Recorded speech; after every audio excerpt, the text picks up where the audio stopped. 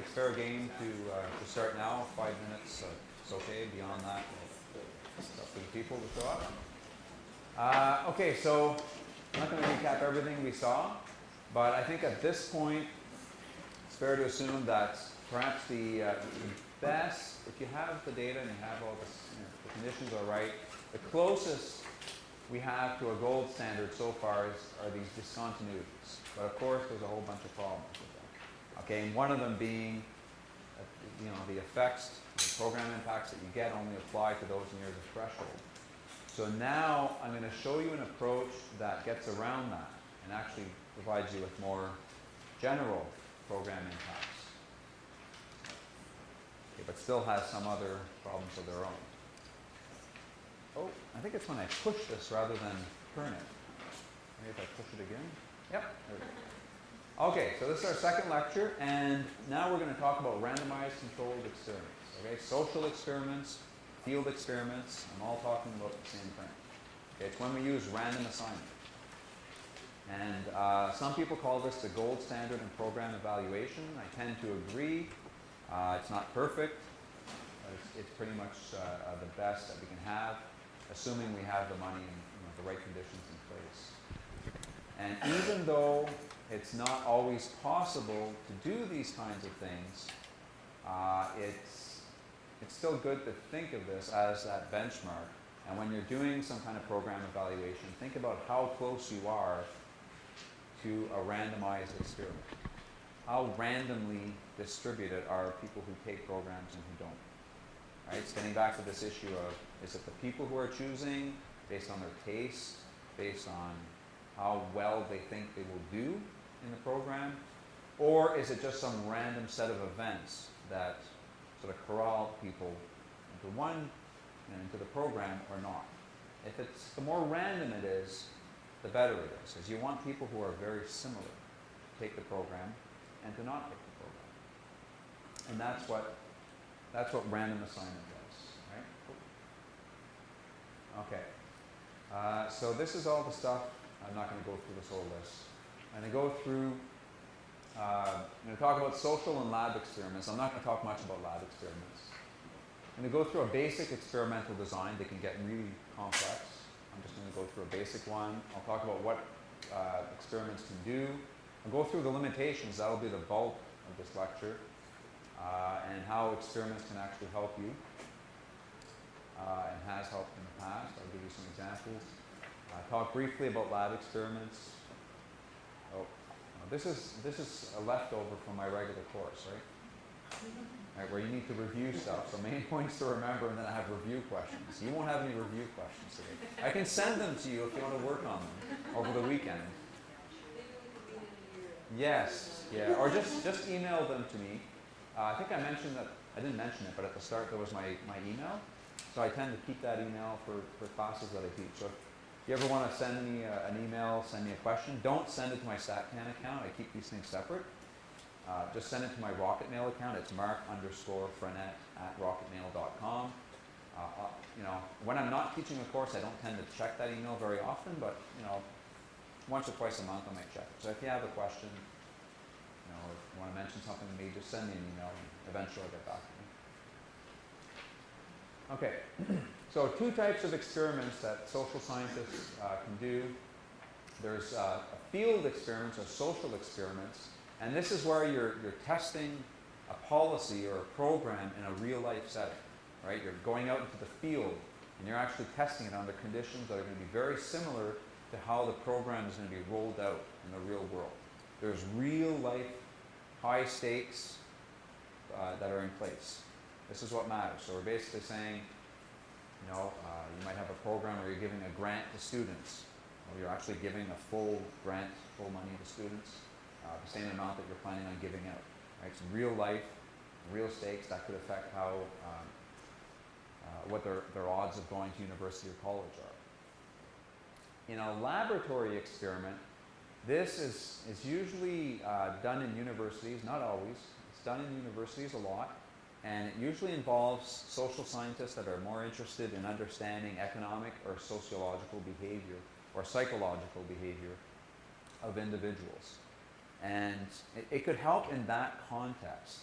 But for policy, it can help under some conditions. I've seen some lab experiments where the stakes are high. If you have a lot of money to fund these things, you can actually help answer some policy relevant questions.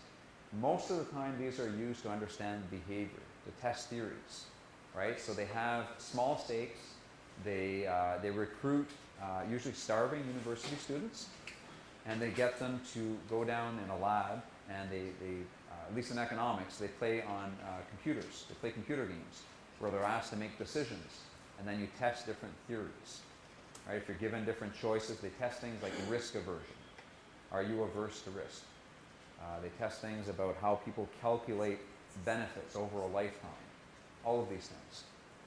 I've seen this on larger scales where it's a laboratory, but it's with really high stakes, but it's very rare to see that. So we're going to talk mainly about social experiments. I'll say a few words at the end about lab experiments. Okay. So this is what a basic experimental design looks like. If you've ever worked on these things, you'll know that it can get way more messy than this, but this is the basic nuts and bolts of what it looks like, just to focus on some key elements. So the idea is you start with a recruitment drive where you're trying to get people who are eligible for a program. It could be a student grant, for example. So you want to recruit high school students. Maybe there's other conditions such as your marks need to be below a certain level. Maybe you want to try to raise high school marks. Maybe that's the objective. So you want to focus on kids that have D's and C's as opposed to A's and B's to begin with. So you do the drive through different advertising approaches, and then you manage to get participants. People who agree to the experiment. Basically, they give consent to go through a random assignment process.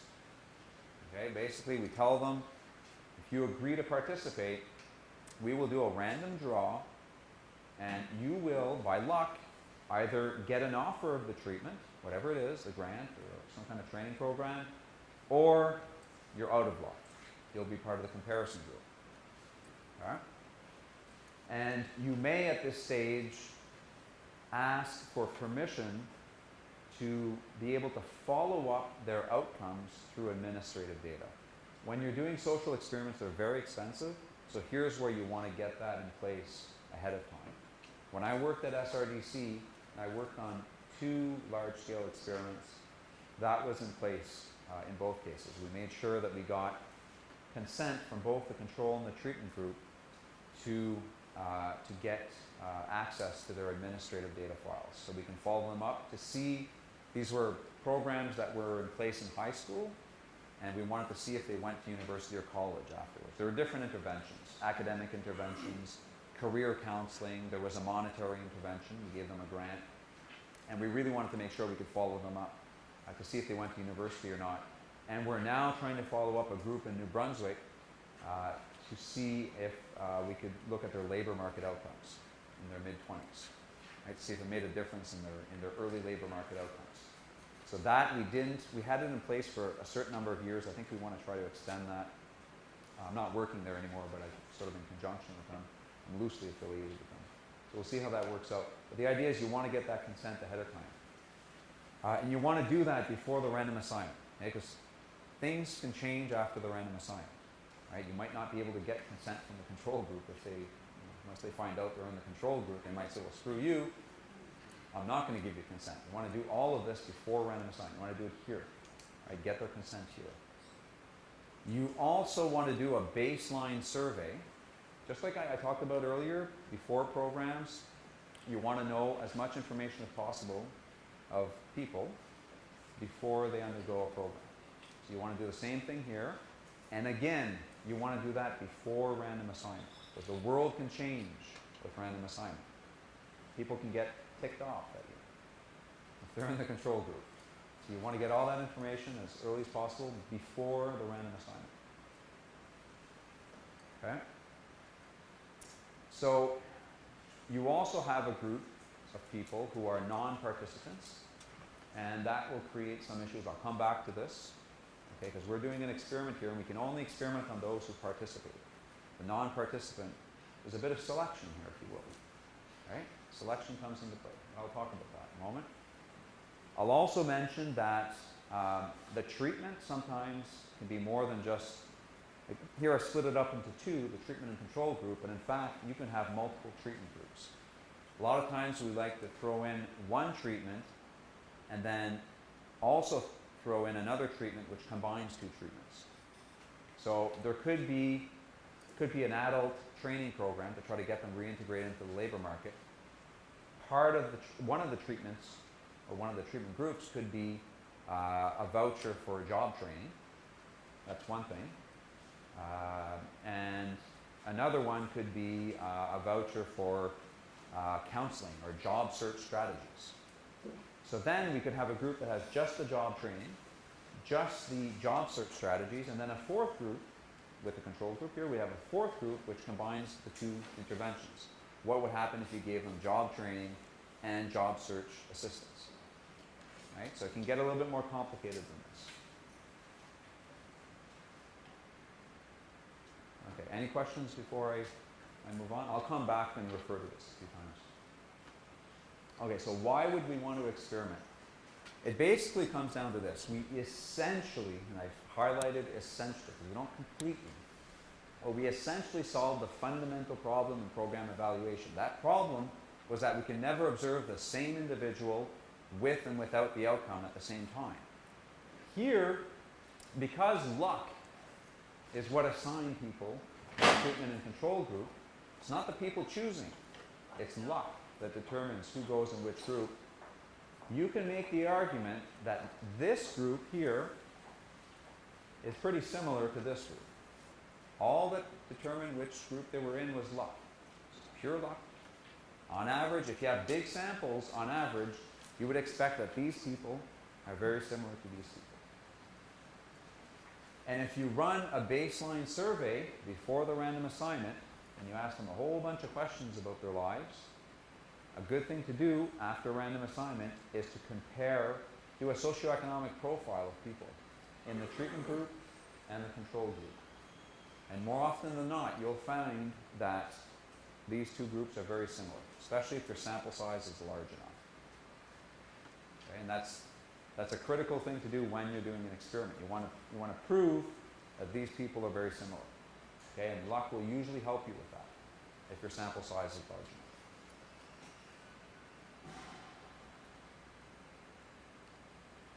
Okay, so once we do that, and once we make the argument that treatment and control groups are very similar before the treatment occurs, before the experiment occurs, then you can calculate the impact by just taking the treatment group outcome and subtracting the control group outcome. In other words, if they're very similar to begin with, treatment and control groups, the only thing that might be causing a difference in their outcomes is likely going to be the fact that one group received the treatment and the other didn't, because they're going to be virtually identical otherwise.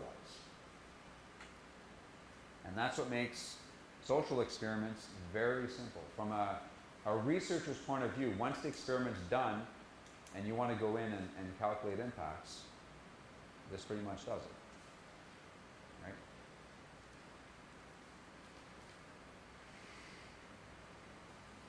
Okay, so I basically said all of this stuff.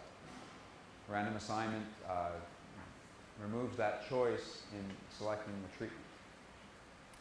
And this is why we call random assignment the gold standard in program evaluation. So if you can do it, it's fantastic. We can't always do it. So if there's no questions on the basic design of an experiment, if you have any questions, please feel free to ask. Oh, there we go. So you don't get rid of the certainty of this, but you adopt a statistical or random percentage that it's going to be off. Guarantee that you've got a statistical significance of this, right? I'm not sure what exactly it means. So we've got random assignment. Your random assignment, because it's random, you can get all the tall people in one group and all the short people in another one. You can. Statistically improbable. It's improbable, but it's possible. And it's more possible if you have 10 participants than if you have 1,000. If you have 10 participants, I read a study one time that did a random assignment It was with work units within an organization, and they were testing some HR policy. And they had 4 work units that participated. 2 in the treatment group, 2 in the control group. What are the odds that they're going to be exactly identical or even close to being identical? There's 4 work units. They're probably going to be different. The people are going to be different. There were small work units. There were just 4 of them, 2 versus 2. So the critical thing here is you need a large enough sample size. And that's true with all over statistics. You really need that. There are, in medical studies, we often have this problem with small sample sizes. And I think it has to do mainly with costs, because some of the interventions are costly. They're new drugs. And also, if the drugs have very adverse effects, you don't want to start by rolling it out on thousands of people, right? So you want to start small. What they do in medical studies is if you have a small number of participants, what they'll start by doing is they'll do a matching process. We haven't talked about matching, but they'll create matched pairs. If there's 20 people in total, they'll create 10 matched pairs. They'll find 10 pairs of people who are most similar to each other. Everybody has a pair. And then within each of those pairs, they will randomly assign 1 to the treatment group and 1 to the control group. And that's one way of making sure that at the very least, the treatment and control groups are similar based on observable characteristics. So they might match them based on their education, for example. So at the very least, they're similar based on education. They might be different in other ways, but it's one way of getting closer to it. So if you have a small sample size, you do this matched pairing and randomly assign within the matched pair, and that can help. That can help with budget problems. And then you're down to the standards of medical studies, which isn't that bad, right? So if you're thinking, I want to do this big experiment, I've only got room to do 50 people or 30 people, well, think about the medical studies. It won't be 100% conclusive at the end, but medical studies are often taken seriously. So it'll be one good piece of information or of evidence that we can add to our knowledge.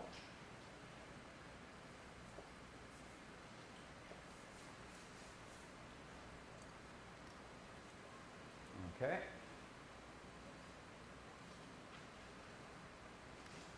Okay, so I'll go through the limitations of the experiments. So as you can see, there are a lot of them. I think there are 9 of them, in fact, that I could think of. So one is the sample size. So we've talked about this. So random assignment, we expect it will create identical treatment and control groups, but if the sample size is small, that's not guaranteed to happen. Okay, anything can happen in small sample size. You can get anybody in small samples. So solution, of course, is to take larger samples. I've got a visual example here where, if you have a small sample, I don't know if this is going to work out well, but if you have a small sample and you have a treatment and control group, you can think of the horizontal distance of this line as being the sample size, right, for both. And this is a small sample. And by luck, with the treatment group, you get people who are, let's just call them above average people. Say we're talking about education and we get a bunch of people with masters and PhDs. They're just above the line here. The control group, we get below average people. We get high school dropouts and people with no formal schooling, just by luck. But luck works in both ways. So if you take a bigger sample, what tends to happen is you may have been unlucky to get above average people in the treatment group in the first few people you sampled, but eventually you'll get people that are below average. And the same thing for the control group. So the longer you go, the more people you sample, eventually things will balance out. And you'll end up getting fairly similar people in the treatment and control group.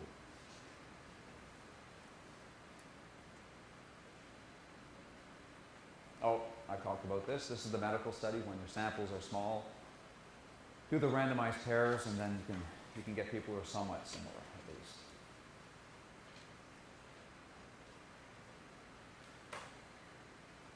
Now stop me anytime. I know you're digesting right now, and I feel tired too.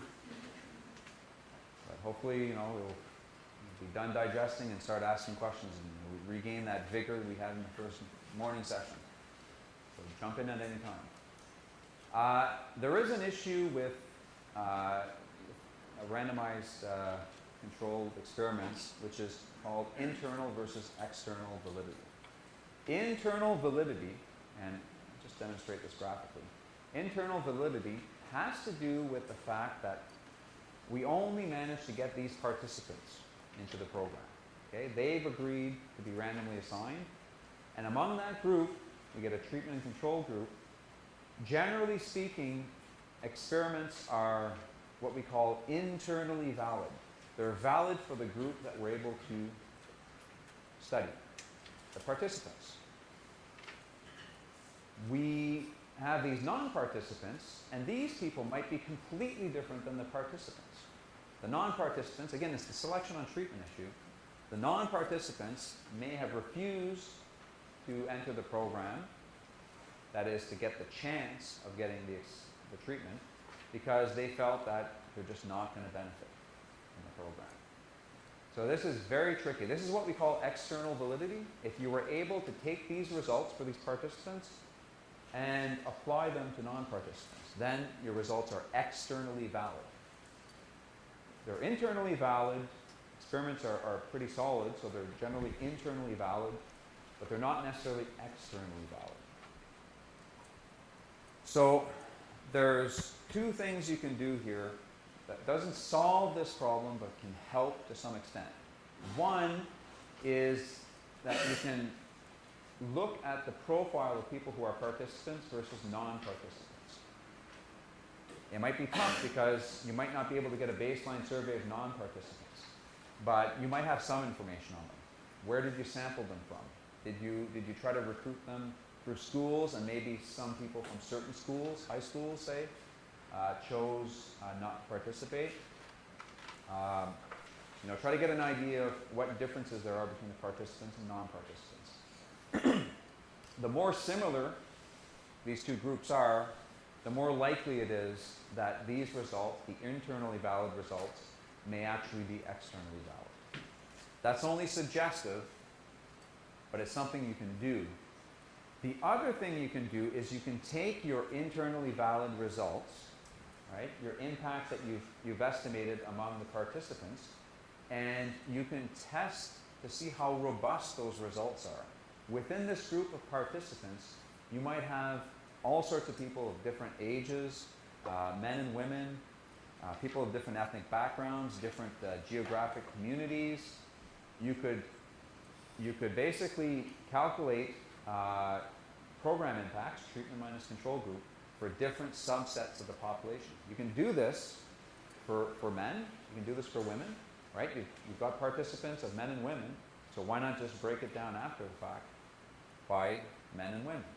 And if you find that when you do this across different socioeconomic characteristics, you're getting roughly the same results all the time, then you can argue that your program has robust results.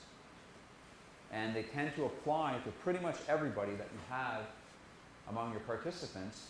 And maybe it's the case, again, it's just suggestive, maybe it's the case that they actually apply to the non-participants as well, just because you're demonstrating evidence that the program is very robust. It works, it seems to work for everybody. And this is the nice thing about experiments, because again, if you think back to the discontinuities, those results only applied at the cutoff, right? Just for those who were just borderline eligible for the cutoff. With experiments, it's a broader scope. We're looking at people in general, right? You get the non-participants, that's an issue, but you get the participants, and it's the average impact for all participants. Doesn't just apply to those at the cutoff.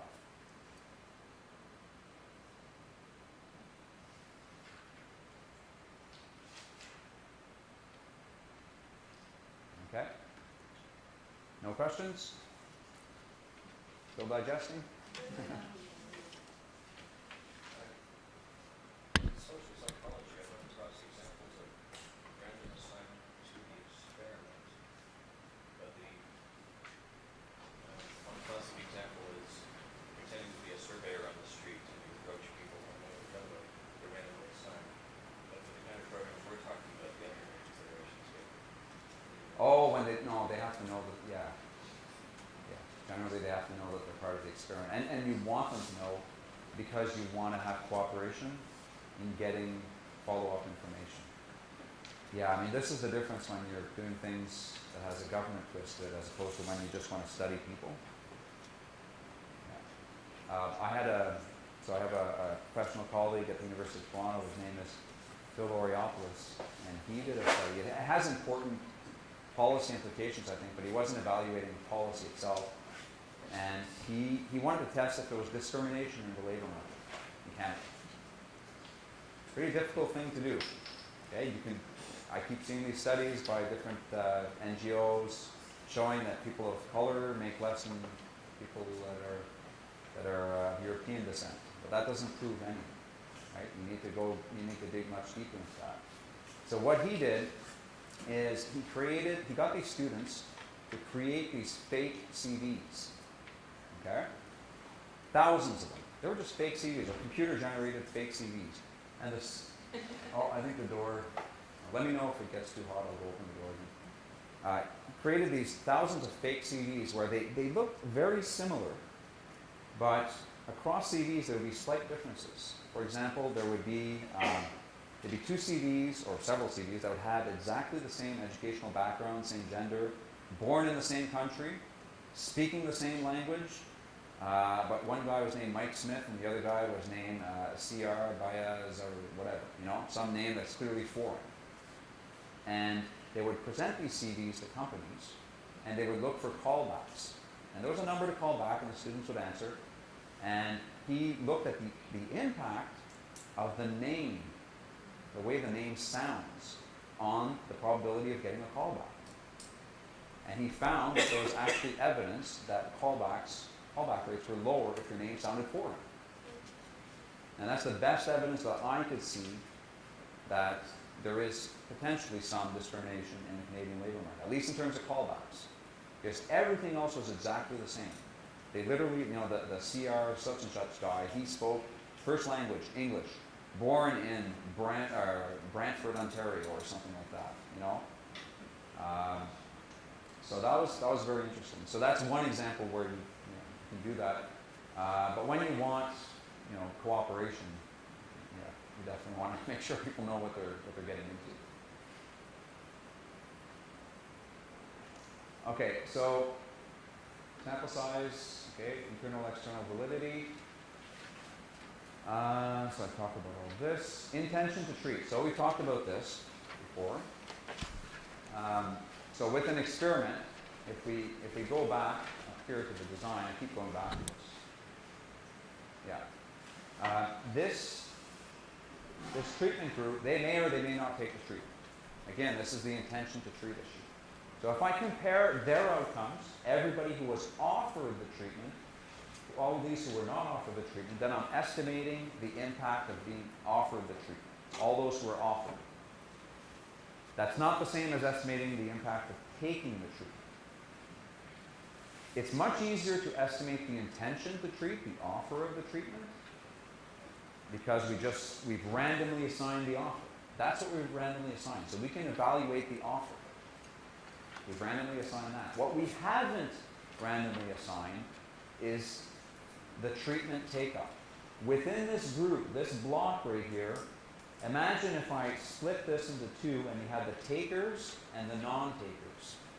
If somebody wanted to evaluate those who took up the program compared to those who didn't take up the program in the control group, you can't do that because you didn't randomly assign the program take-up. What you would have to do is look at those who took up the program when they were offered the program and compare it to the control group, but only those who would have taken the program had they been offered the program. In other words, the exact analogous people. That blows my mind, and who are those people, right? There's really no way of telling who would have taken the program among the control group people under these conditions, under being offered the treatment. Right? But people do this, and it's just wrong, right? You can't do treatment untreated with experiments. It's just very difficult. It's much easier to to look at the offer of the treatment. All these have been offered, those are not, and that's what we randomly assign. Much easier to do. There is, I just want to show this to you without going over the details, because you might come across this. Where are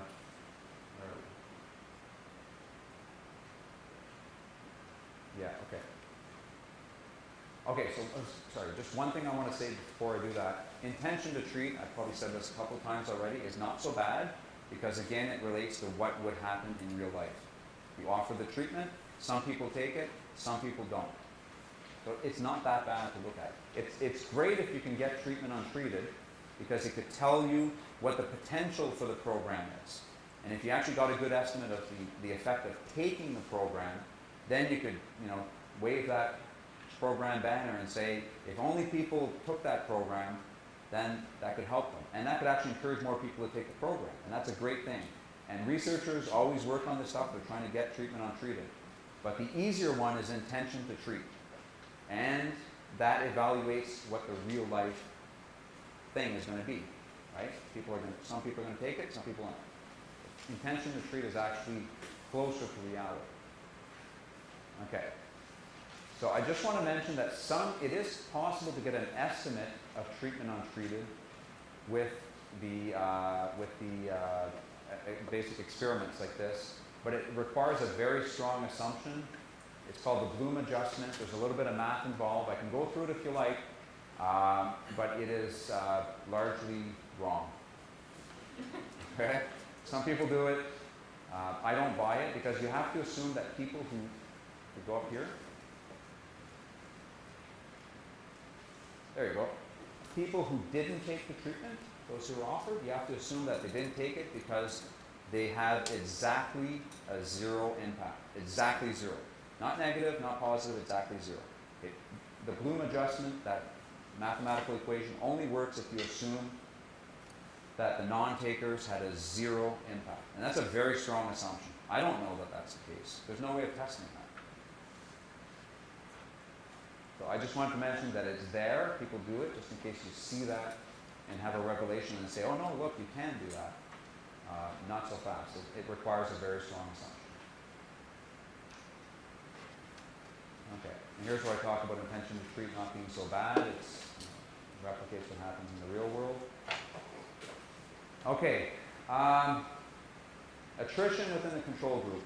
This is a problem with any survey. It's a problem. You always have attrition in longitudinal surveys. It can be particularly problematic in the case of an experiment, especially with the control group. The reason is that the control group might be ticked off at the fact that they didn't get the treatment. Why would they, keep answering these surveys year after year if they're not part of the treatment group? So there's two possible solutions. One is spend a lot on respondent relations, right? Or you could actually give them an award for answering surveys, but you have to make sure you give that same award to the treatment group. You have to keep everything constant. So that is one possibility. It could be costly, but that is one possibility. You have to keep conditions constant. So it has to be for both. Or, like I said earlier, this is the best case scenario, get access to their administrative data, and before random assignment takes place. So that's the best you can do with that. Just a question, but you see when we used to administrative data, just help me out in terms of what we're actually providing, because I'm just a little concerned on the right information, what you can provide on people. So if you're doing a random sample, let's say we're doing the experiment, and you decide that you've got a control group and you've got a group that you're actually working with. I'm having a hard time hearing you. No, Sorry. Can you speak up so we can also hear down here? I'll try. I guess what I'm a little concerned about is that, and maybe you can help me understand what we say here, using the administrative data. So if you've got a control group that you're essentially following along with the treatment, and you say you want to use some of that data, I guess it's going to depend on what kind of data you're actually going to get your hands on, right? Because the first thing I think of is any personal information associated with an individual is protected. So Well, it depends what you consider personal information, okay, right? So, like, a person's social insurance number is not an outcome. so I don't care to get that information. But an outcome might be earnings. So if I have a job training program, I run it through an experiment, I want to ensure that I'm able to follow their labor market outcomes years later, earnings being part of that. So I would ask for consent to link to the tax files. Consent up front in terms of you're separating participants. Yep. You're getting consent up front to get some of that information, but what if they're jaded at the end of it, they figure they're not getting into this group, part of the control group, they want out. Can they opt out at that point, or do they If they've accepted before, no, there's nothing we can do. So that's how you're getting the data. Yeah, that's why it's done before random assignment.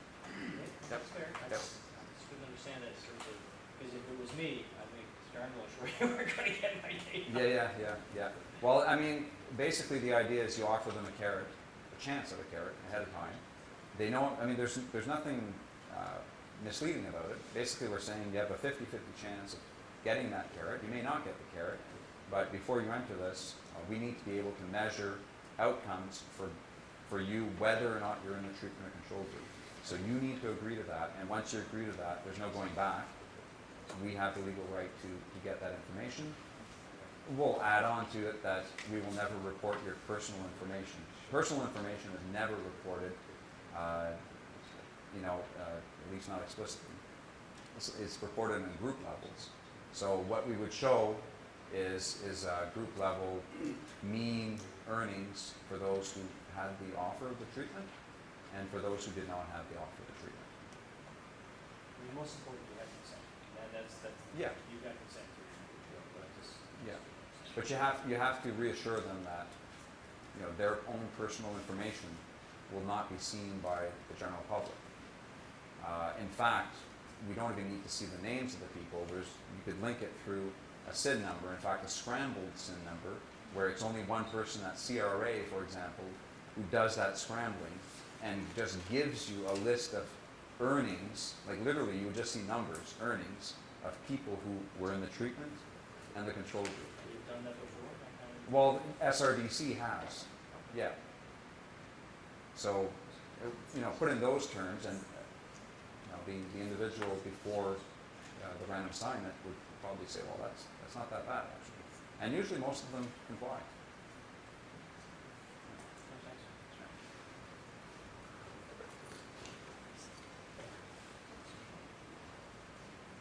Okay. Do you ever give the control group a placebo? Can you find a job training program that doesn't work or something?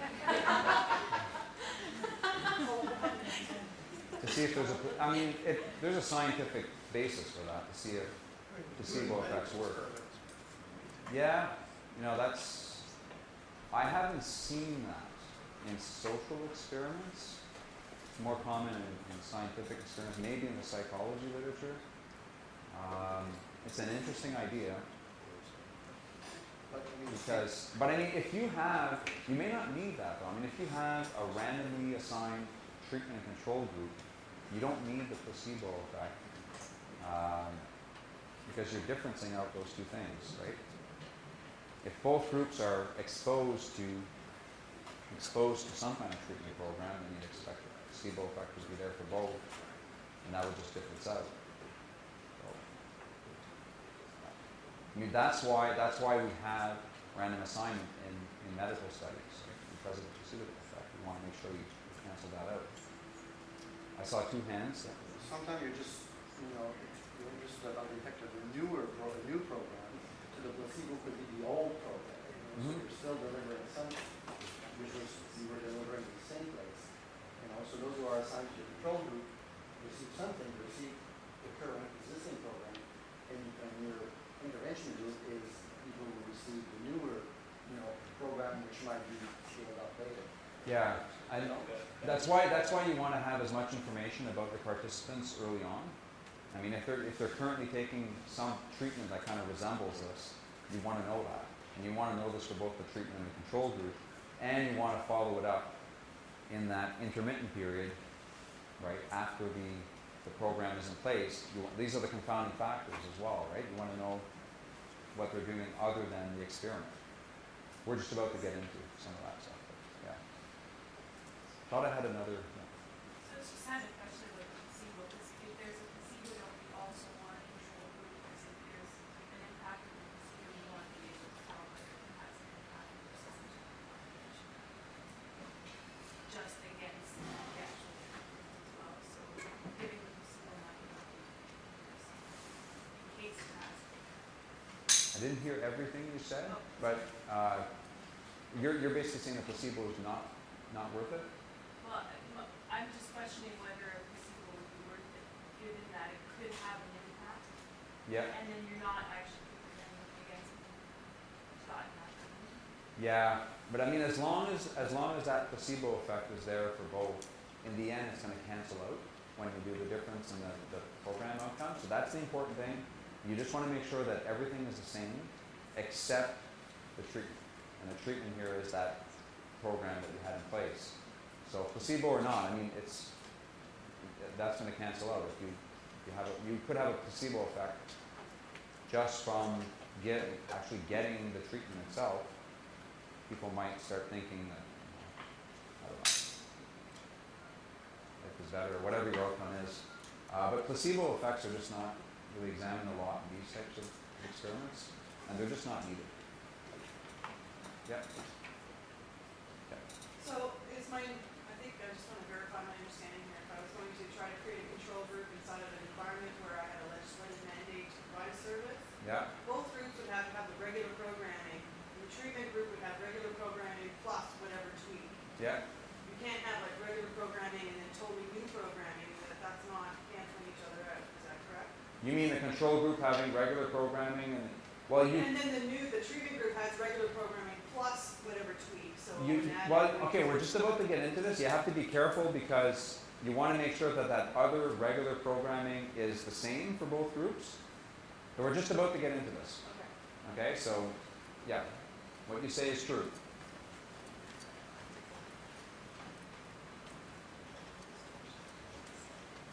Okay. So there's a thing called dropout bias in social experiments. So the idea here is that the treatment group might actually stop the experimental treatment, the treatment that was intended for them, in favor of non-experimental treatment. So they might say, well, this program's not working. I'm just going to go and get some training elsewhere, and hopefully that'll help me out better. So that basically narrows, that dropout bias basically narrows the intended gap in the treatment. You wanted all the treatment people to have the treatment, but they're dropping out, so the gap in the intended treatment has been reduced. So they're not getting as much of a dose, if you will. Well, that basically goes back to intention to treat. We intended to treat them. They switched course, they dropped out. So again, it depends on what your feelings are about intention to treat versus treatment untreated. So if that happens in the real world, then that's okay because that's what we want to evaluate. So that's not such a big problem unless you want to know treatment untreated. So substitution bias, here that can actually create a problem. Okay, for the treatment group it's not so bad. The treatment group might reduce their non-experimental treatment take-up. So they could have been, both the treatment group and the control group could be doing other forms of training. And once the treatment group is offered this government training, well, they might say, well, I don't need to do this other form of training. Well, that's not so much a problem because, again, they would do this in real life. Right? Again, it's very similar to what would happen in real life. But the problem is really on the control group side because they, as a result of the randomization, they might be really ticked off that they didn't get the treatment. So they might seek other forms of treatment. We call this a reaction to the inequity caused by randomization. And that is something that happens as a result of the experiment itself. This wouldn't happen in real life. So you then could bias your estimates towards zero. The reason is that the control group might be so supercharged and so dead set on trying to prove the the experimenter is wrong and basically saying, you know what, I'm going to show you that I'm successful. It's the I'll show you effect. I'm going to show you that I'm really successful, and I'll go out there and get more treatment than I ever have in my life, and I will just outperform the treatment group. And if they do that, well, that's not going to happen in real life. That's a response to the randomization, right? It's a response to the scientific evaluation that we're doing here. And that will bias your impact towards zero if they're successful in what it is they're trying to do. So that could actually be a problem. Do you have any examples of that? Yeah, there was, okay, so I worked on one experiment called BC Avid, and yes, okay, so I'm trying to remember all of this. The treatment group was offered an academic intervention in high schools. The control group was not. And there were certain techniques that the treatment group received, some training techniques. So it was basically a learning how to learn program. It was in British Columbia. The control group, some of them were ticked off that they didn't get part of this program. So there was some evidence that the control group actually went out there and learned more than they normally would, learned other techniques that were somewhat similar to the AVID techniques. Things like Cole's notes and some other little ways of learning, managing their time, the types of things that AVID taught. And the treatment group didn't do this other stuff because they were getting it from BC AVID. The control group went out and did this. And I think they asked them questions about, did you do this in response to the experiment? And there was some evidence that some people did this. By and large, it wasn't a major problem. It was limited evidence. Most people did not do this. There was a small number of people. Something to keep in mind and something that's worth monitoring. So were those students in the same schools? Is that how they? That is a big problem. Yes. Do you want to have students in different schools? Yeah, exactly. I'm gonna talk about that. That is a big problem. Because they talk to each other. They talk to each other. They talk to each other, and then you start feeling very bad about the whole situation. You got into the program, I didn't. Well, Yeah. I mean, I don't know about the kids who hang out with the kids my kids' age. They would actually do that on purpose, right? Like, I mean, they have these goals of subverting these kinds of things through social media. I don't know. My kids aren't there yet. They're not in high school. So.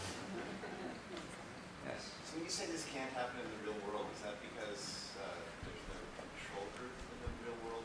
Yeah, there's no randomization. Like, if there are lotteries in the real world, then yes, it can happen.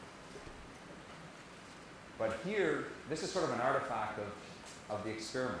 It's people going out there and going out of their way to try to prove the researchers wrong, in a sense. They're basically saying, you gave the treatment to them, I'm pissed off. So it's just within this evaluation. In this world, yeah. Right? Because I can think of all kinds of substitution bias that happens to confound Yep. policy. Yep. Right? When it goes across the border to get American health care, Yep. confounds the outcomes of Medicare. Yep. But this one is created by randomization. Okay, so and it's dimensioned a lot, and this is a problem because this particular response only exists because of the experiment. You want to mimic real life. This aspect of it is not real life, and this creates a bias. Right? This is not what we want.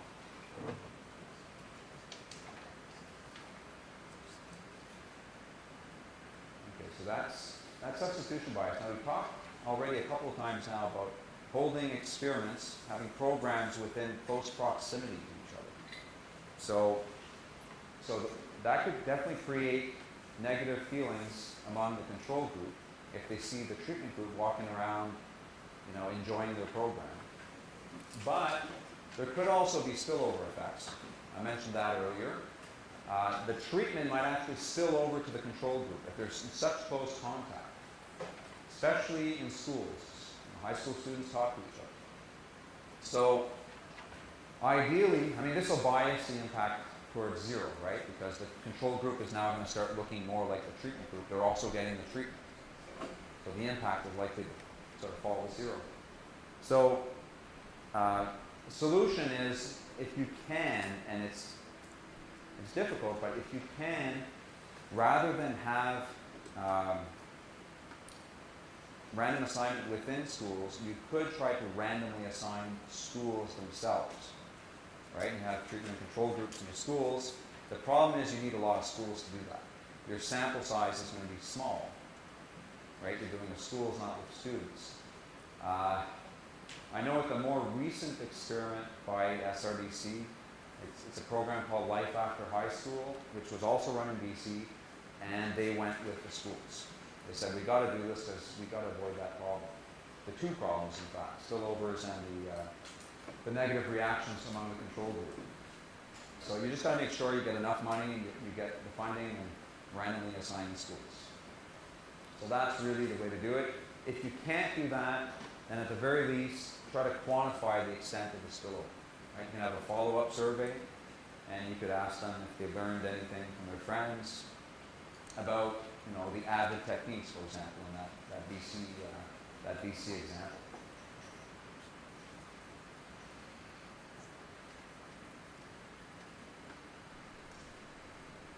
Okay. Does anybody have any questions on these limitations so far? Yep. Oh, yes. Yes.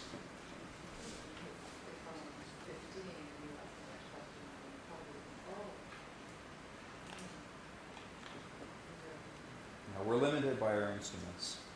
We, short of actually giving them even then you could, I was going to say giving them an incentive to answer correctly, but even then you couldn't monitor it. Yeah. We're limited by our survey instruments, unfortunately.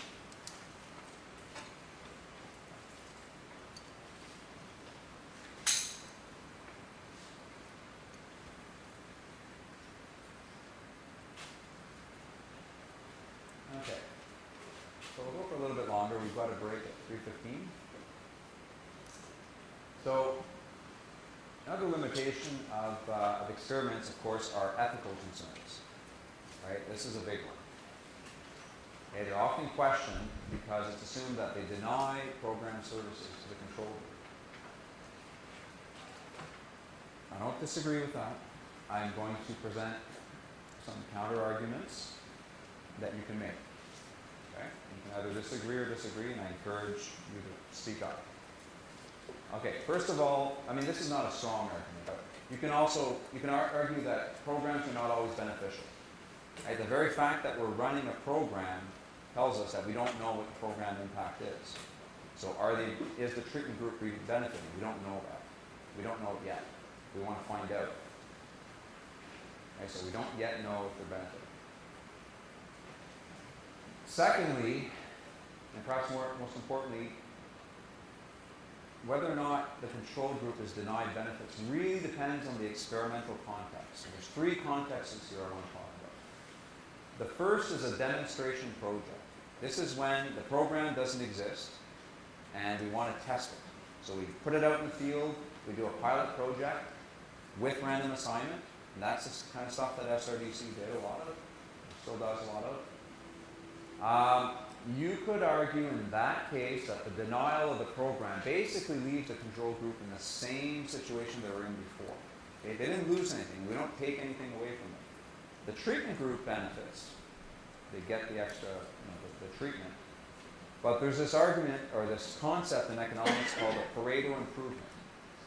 Has anybody ever heard of that? I see one. Oh, no. Two. A Pareto improvement is basically when nobody's made worse off, but somebody's made better off. Okay? And that's used to justify public policy, at least in economics textbooks. So you could make that argument and say, well, nobody's made worse off by this pilot project. Some people will be made better off, and in the end, we'll be able to help future generations because we'll learn something about the program. Now, when you have an ongoing program, this is where things get a little bit sticky. If you have a program that already exists and you have limited enrollment, Here you can actually do something. If it's limited enrollment, you can ration, right? You must ration, and you have to decide how to ration. And you can ration based on, different characteristics, and usually that's what it is. You base it on age, etc. Blah. You could hold a lottery, right? There are lotteries that are held in American states, and there's examples of this. And it's not widespread, but it is done. So you could argue that random assignment is one way to do it. If the budget is limited, and we say, we've got room for 1,000 participants in a job search program, let's just raffle it off. Whoever applies and qualifies, we'll just hold the lottery. Just as fair as any other method, really. So the difference, though, is that with a lottery, it's basically random assignment. So then you can evaluate the program. In other words, you have to ration. If you're going to ration, why not learn something about the program? But that has to be made, I think the pitch I would make is that the budget is limited. And it's a limited time program. We just want to see how it's working. Rather than calling it an experiment, right? A limited time program, the budget is limited, we've only got 1,000 spots, we're just going to hold a lottery, and we'll see how it works out. Once you held that lottery, you've got a treatment and a control group. That's the beauty of it. It's all about the pitch. Where it becomes problematic is if you've got an ongoing program with unlimited enrollment. In that case, you can be denying people services, as it was an ongoing program to begin with, and there's no limitations on your enrollment. So this is typically judged to be unfair. One thing you could do is compensate the control group for program denial. But you're unlikely to see that stuff. I don't know if we see any of that stuff these days. That is a possibility. Mark, Yep. I'm trying to give example to that. Your second one, ongoing program was limited enrollment. I don't have kids, but I was in a high school in a pretty middle class area. If there was a new math curriculum being tested, parents would scream, kick, and yell that their kids, because the assumption is this is plus, this is better, and I want my kid to be put into this thing. You know? So they don't want random assignment. They want their kids to screw the other kid. And so there's going to be politically, it's going to be really difficult to manage. I mean, forget the school or the school board, the parents' expectation about how you're going to assign a student, And I'm glad I'm not doing educational research. And my wife's a teacher, so I know exactly what you're talking about. And I'm not saying that this is sellable in Canada. It's probably more sellable in, how can I say, maybe slightly more right-wing countries like the States. Because I know I've seen examples of this in the States. There are lotteries that are held. They do this all the time. There are lotteries, though, in Quebec. There is a bit of a lottery system with the child daycare system. Right? It's $7 a day, but they hold a draft. There's not enough space. There's not enough space, so there's limited enrollment, and they hold a draft. Everybody argues that it's unfair because low-income earners should be at the top of the list. Single mother should be at the top of the list. That people with means are getting into that and shouldn't be allowed access to it. So it's very debatable. And this point that Mark was moved on, that not But the parent necessarily. will still, I don't think that the parent will care about the parental argument. But in Quebec I haven't seen any riots over it. In Quebec, we've seen riots in Quebec, right? So over other issues. But they managed to pass that through. In Ontario, we just had, this is not at the individual level, but we just had a slow introduction of full-day kindergarten. Right? And some schools got it, some schools didn't. My wife's a teacher. She doesn't know why they didn't get it ahead of the other ones. I mean, I think in that case it was based on need, but it wasn't well defined, and it's not clear. Was there a random element to it? Were they thinking about an evaluation? I don't know. But they certainly had an opportunity to do so in that case.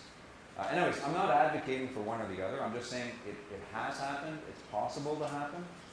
And I think in this case, it's more sellable than when you have unlimited enrollment, because there you're really denying people of programs. But when you think about it along the general spectrum, you know, it makes demonstration projects not seem so bad, right?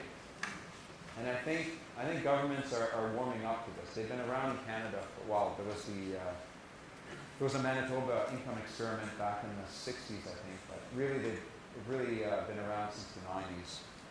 And there have been quite a few of them now. It's just a question of money. I think that's the big issue. I think people accept that this is not really denial once you've accepted, when you have informed consent, that it's not really denial. So the point of all this was to really say, well, you know, pilot projects, demonstration projects, and all that.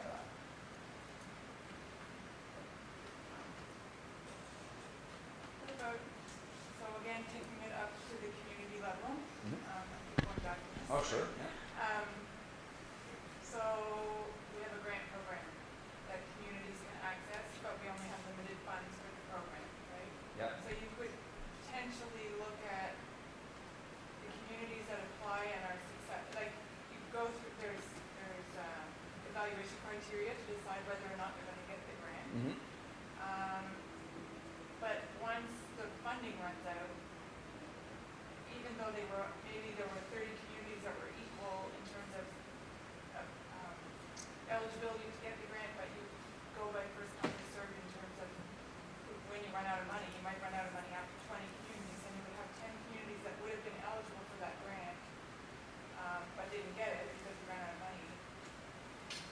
You could look potentially at Well, what comes in those communities. well, and it's see- first come, first served, so what made them come first? Yeah. Come Oh, second. okay.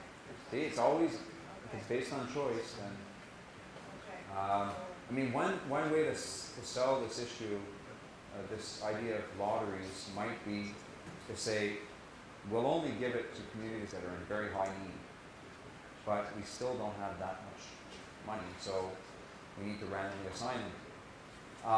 One thing you could do is randomly assign them 1 year to one group, and then the next year to the other group, as long as everybody's going to get it eventually. And that might be the idea behind the Ontario full-day kindergarten. It's a progressive thing. So as long as nobody loses out in the long run, but you have that staggering where you can look at a randomized group, randomly selected group in the first year, and then compare it to all the other groups. As long as you have an outcome that's, you know, a fairly short-term outcome, then you can compare those two. And then the next year, the other communities get that program, and just, you know, randomize over time. Yeah. There's all sorts of things you can do to basically introduce randomization into your program design.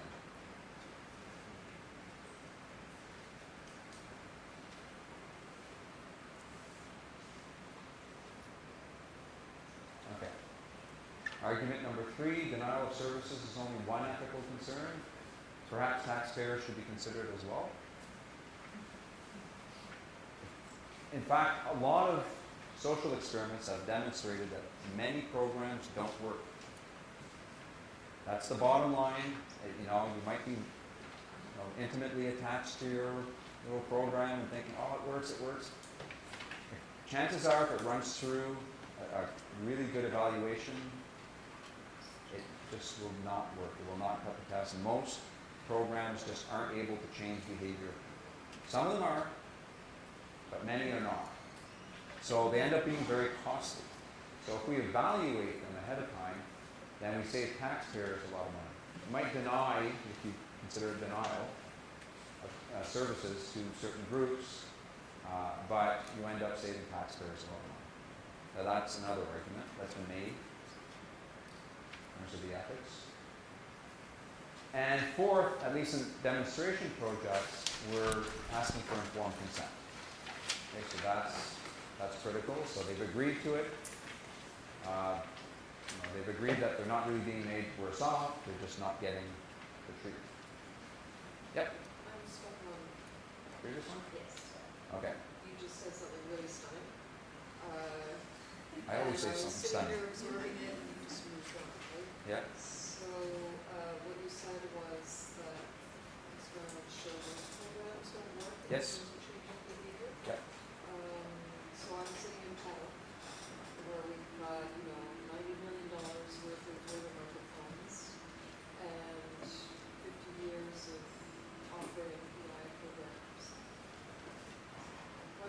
programs and stuff, and we know that really we're still having a lot of problems. So just empirically, I know that this is right. Sorry, you're having a lot of problems, you said? I know that what you're saying is right. So Okay. I guess I'm wondering, where do we get that information that you just cited? Okay. And then also, how do we, a big problem is that we don't do effective evaluation. And there are all kinds of systemic reasons for that, admin data and sufficiency of data and all that sort of stuff is one. But a lot of it too is just will, right? So will to change, interest in change. It's not just political will, it's also will within the civil service. I'm looking at students. Problem here, but so I guess I'm wondering, for me that seems to me a really baseline problem, and it's a day-to-day problem. So we can talk about, we can do all of the karate chopping, Lean Six Sigma, black belting we want, but we still have the fundamental problem that, waste walks around the buildings of government aren't going to change the fact that we're offering ineffective programs. Well, I didn't say that the huddle programs were ineffective. No, I know. What you I said is what I that said. most programs Yeah. that have been put under the microscope Yes, with the social experiments have been shown to be ineffective. yes. And I could refer you to a book. There's a book by, hope I get this right, Dale Orr. He's American. He worked at ADT, and the book is called Social Experiments. And he was there for 30-something odd years, and he just goes through, he goes through the methods, but he also talks about the history of social experiments in the U.S. And there were some that were successful. I'll list off a couple here. I'm not an expert in all of these things, so I'll list off a couple. So is this like a meta study or? No, it's a textbook on social experiments. So it's mostly about methods, but because he's been around for so long, he just talks about different experiments and how a lot of them just don't have, didn't show up to be very effective once they were evaluated, once the programs were evaluated. The ones I've worked at SRDC, I'd say most were not very effective. Some were effective. There was one in New Brunswick that was effective that I've worked on. I'd say 2/3 of them were probably not that effective. But, the twist on that, the spin on it could be that it actually saves taxpayer money in the long run. What was? The fact that we evaluate programs and we find that they don't work and we decide not to proceed with them. Yeah, but we don't really do that. No, in fact, a lot of times it's just politicians deciding we need a program about this, and we're going to go on TV and we're going to show that, mention that it works, and that's that. Show that we're being proactive. So, and I understand why they're doing that. They're trying to get reelected, and that makes sense in their world. Just to pick a little bit, isn't there in the literature on evaluation and the debate about that nothing's worked? Yeah. Nothing's worked, and how this is a conclusion that might be related to how high we put our bar, our threshold of success, right? And so maybe we have unrealistic expectation about what program can do, right? So when we say works or don't work, is how much change do we expect the program to make? Right? Isn't it? Well, or is it just in terms of statistics to be, sort of maybe like, in some cases, but the ones I've worked on and the ones I've seen, like when it has no impact at all, literally. same earning after a while for the two groups? No change in access to post-secondary, that sort of thing. Like just the main outcome. Maybe it had some other outcomes and impacts that mattered, but the main outcomes, not much. It's hard to change behavior. The ones that work are usually the ones that have a lot of money attached to it. I worked on a program called Learning Accounts in New Brunswick for low-income high school students, and we promised in grade 10, early on, or grade 9, we promised low-income students in New Brunswick an $8,000 grant for going to post-secondary. and it's non-refundable, it's a grant, you don't have to pay, non-repay it, you don't have to pay it back. So that actually worked. That raised post-secondary attendance rates by about 10 to 12 percentage points. So from about 50, these were short-term post-secondary rates, so 50 to 62% or something like that. Don't quote me on the numbers, but that's a lot. And that actually worked, but there was a lot of money backing that. Right? It was $8,000. The career development, career exploration program that was also run in New Brunswick for students, that had very little impact. Very little impact.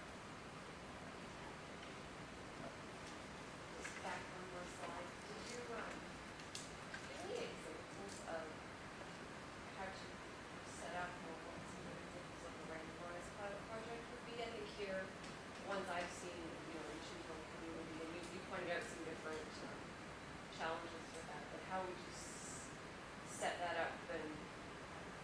Well, there's Like, pros and cons. what does a good randomized pilot project look like? It depends on the context, but there's pros and cons to each. I mean, going at the community level is good because you don't have the spillover, you don't have the negative responses of the control group, but you need a lot of them. You need a lot of communities, Yeah. and that's tough to get. And if you're in a province where every single community is radically different from the others, it's going to be tough.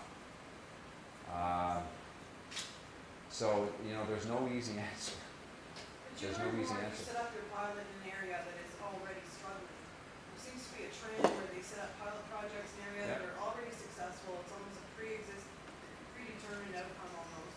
You're going to learn more in an area Yeah, that has more struggles. yeah. Your treatment effect may be more significant. Yes, but here we get into the world of marginal treatment effects, because it might be less successful if you moved up the ladder into other. So that's just something to keep in mind. But you're right, if you want to start off with areas where you think it's going to work the best, that's good. Just bear in mind, don't then go and say, well, we're going to have a universal program where everybody's going to have it and we expect the same impacts. Just something to keep in I mind. hear you. Yeah. Aren't you just saying that social policy is difficult, and say that are very successful? Would I say that social policy is difficult? Yeah. If you're financing new businesses, innovation in new businesses, Yeah. 20% success rate would be wonderful. 80% Yeah. failure rate would be wonderful. You know, it's perfectly acceptable. But how? Right. But it has to be. Here in the past couple of days, that's a lot easier than this stuff. Maybe. I mean, you still have to affect change, though, right? So, I mean, yes, business startups, you know, it might be a survival rate of 20% in the first year or something like that. I don't know. But how different is it from the groups that didn't get the treatment? I don't know.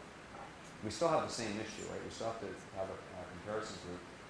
Just because the outcome is lower, in a sense, I'm using bad terminology here. Just because the success rate of businesses in general is lower than the success rate of kids in high school, right? Most kids finish high school. Doesn't mean that it's easier to go and change the behavior or the success of businesses. You still have to affect change.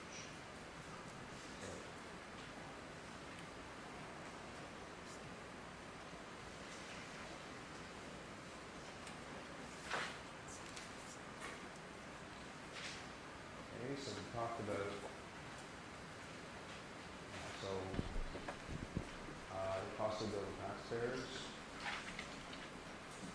And you had brought up, you started that whole discussion with, I don't know if you, It's just one of those Yeah. imponderables, you know, just every once in a while, it just hits me are we wasting all our money? Yeah. Yeah, I mean, there might be some great programs there.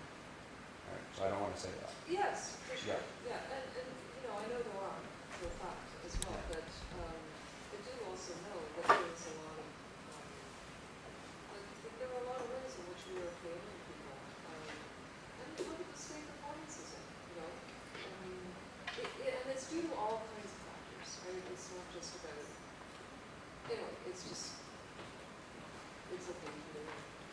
Okay. Okay. Yeah, sure. And what, then, what is the method, like if we want to make changes, because if we do evaluation, it's usually 2 years to see if there is an impact, and if you don't get the impact that was intended, or the results that were intended,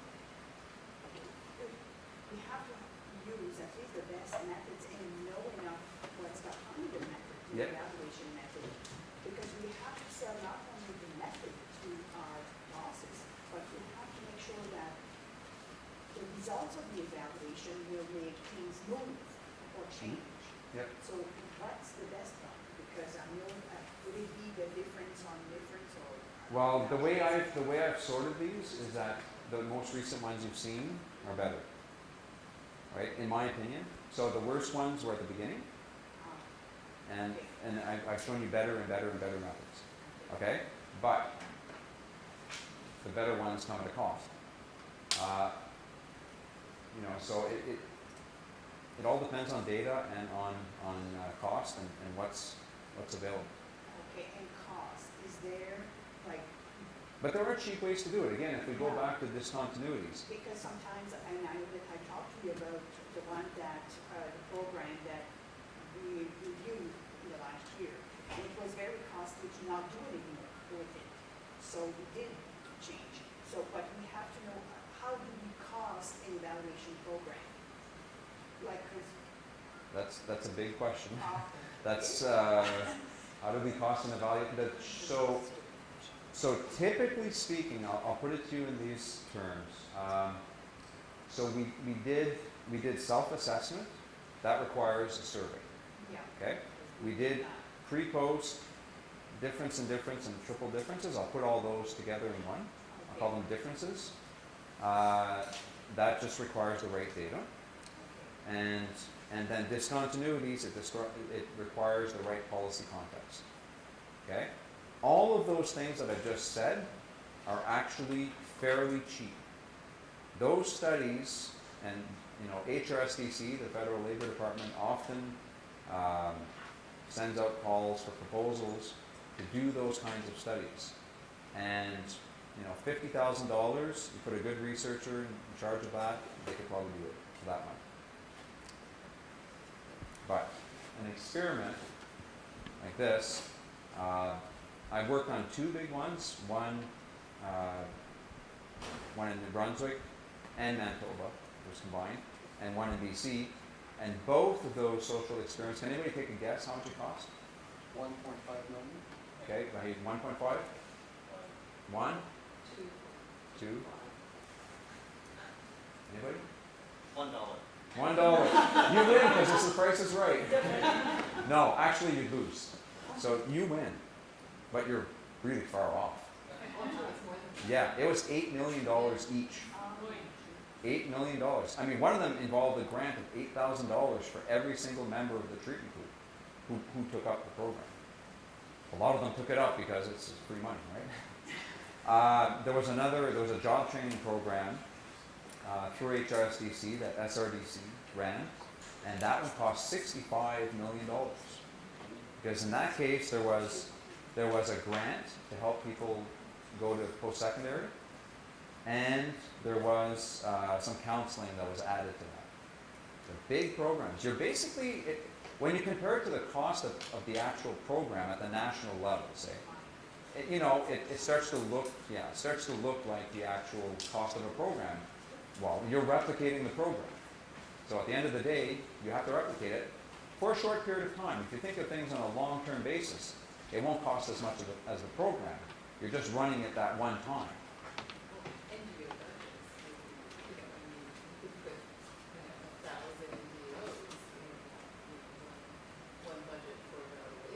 Yeah, and they won't. Yeah, I mean, it has to be funded by federal, or sometimes provinces can help. Usually provinces. So a lot of these experiments had to do with either the feds funding it, or in the case of the ones that I worked on, it was the Canadian Millennium Scholarship Foundation. That was Jean Chrétien's legacy thing, where it was funded by the feds, but it went into the hands of the Millennium Foundation. They were the funders. The provinces were partners, but they basically just let things happen. They facilitated things. It didn't add a whole lot. I don't think they funded anything. They might have funded something. I don't want to be misquoted, but largely they allowed things to happen. So yes, there's a big difference. And the nice thing, though, about the experiments is that you can basically come up with a conclusion, pretty solid conclusion, basically saying the program works or it doesn't. And most people are going to believe you, and then you can basically say, well, let's pull the plug on it, it's not working. There was one experiment, just to show you, I'm skipping slides here, but whatever. There was, just to give you an idea of how useful social experiments can actually be. A lot of people say it's costly. Those are all my other slides. They say it's costly, but it can actually save you a lot more money than they cost. So over the last 30, 40 years, there's been a ton of social experiments run in the US, a lot of them. And this guy, Dale Orr, that I talked about in that book, Social Experiments, he talks about just one training program that was run at the federal level in the US, which had an adult component and a youth component to it. And that was running for years. It was an existing program. And he mentioned that after a while, people said, we should really evaluate this. We're spending billions of dollars every year. Let's evaluate it. So they did. For the adults, they found that it had actually a half-decent impact. So they continued with the program. For youth, they found that it had zero impact. This was through a social experiment. It was worth nothing. It wasn't adding anything for youth. And then they were spending hundreds of millions a year, billions over several years. So they pulled the plug on the youth program. So the cost savings alone, just pulling that plug from an ineffective program over a few short years, it was like 3 or 4 years, was greater than the total cost of every single social experiment run in the United States in the previous 4 years. So just that one conclusion alone as a whole, justify the use of social experiments in the US. Never mind all the other ones, but he just used that as an illustrative example. Just that one finding saved the US government more money than it cost them to run all these social experiments for 4 decades. That's just from one. On top of that, you could argue that youth were not benefiting from the program. We found that out. They weren't benefiting from the program. So why not go and look for a better means of helping them? So they redirected resources towards better means. I don't know how that turned out, but at least they have a chance now to get something that's more effective for them. So that's how useful it can actually be.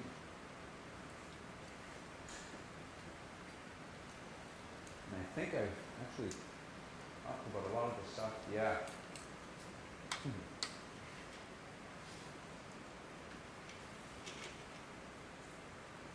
This is all the stuff I talked about. Cost, usefulness of experiments.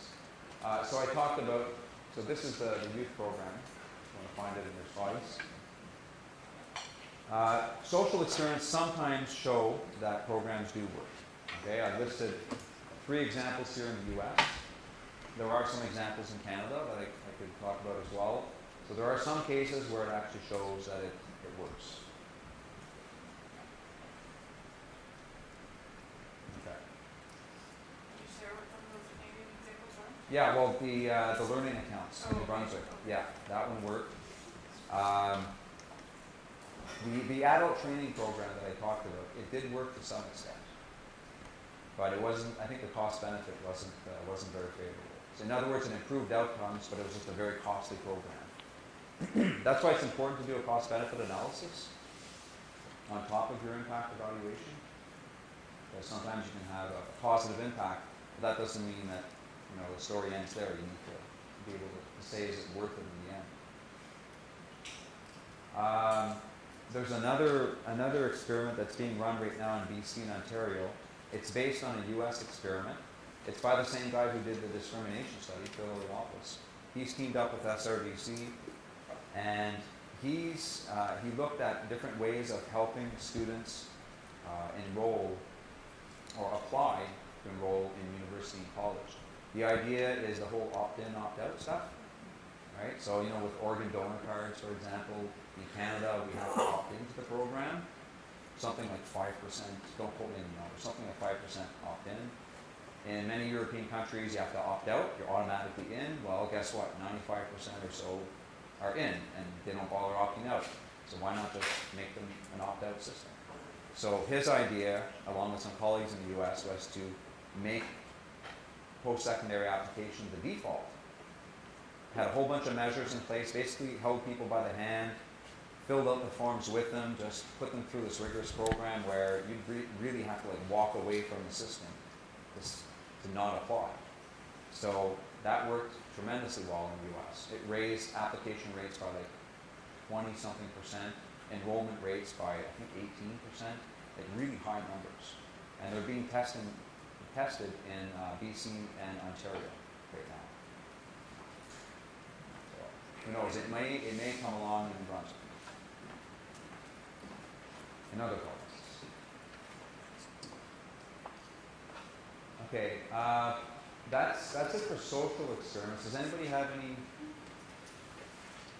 other things? Oh, yeah. You say you also were involved with the self-sufficiency social experiment in New Brunswick? I was not involved. I'm actually not as old as I pretended to be earlier. I was in kindergarten during that time period. No, I wasn't in kindergarten. I've got some notes on lab experiments. I've talked about it already, so I'll just skip over that. So I do have a case study on the self-sufficiency project, just to show you an example. I was not involved in this. I do remember it at the time. So the idea was that welfare paid almost as much as minimum wage. So if you were on welfare, Almost as little. almost as little, okay. About the same. Here, let's agree on that. So what's the incentive of working, really? Especially if you're a single parent and, you know, if you work, then you have to get childcare, so it's really tough. So the idea was to basically make work pay better than welfare. So it was basically a wage subsidy. We would give them extra money for every hour of work that they did. The key was that they had to go and find a full-time job. Okay? That's what they had to do. And if they did that, if they managed to get a full-time job, 30 hours or more per week, then I think they got a top-up, I think it was $2 an hour or something like that. I can't remember exactly. But it made a difference between minimum wage plus $2 compared to welfare. And, the idea was that hopefully that would incite people to keep working. So SRDC was part of this. This was actually their first project. It started in 1991. And they focused on lone parent welfare recipients. They had to be on welfare at least 1 year. They had to find a job with at least 30 hours per week. And not return to welfare, of course, because then you lose the wage subsidy. So the supplement was in place for up to 3 years.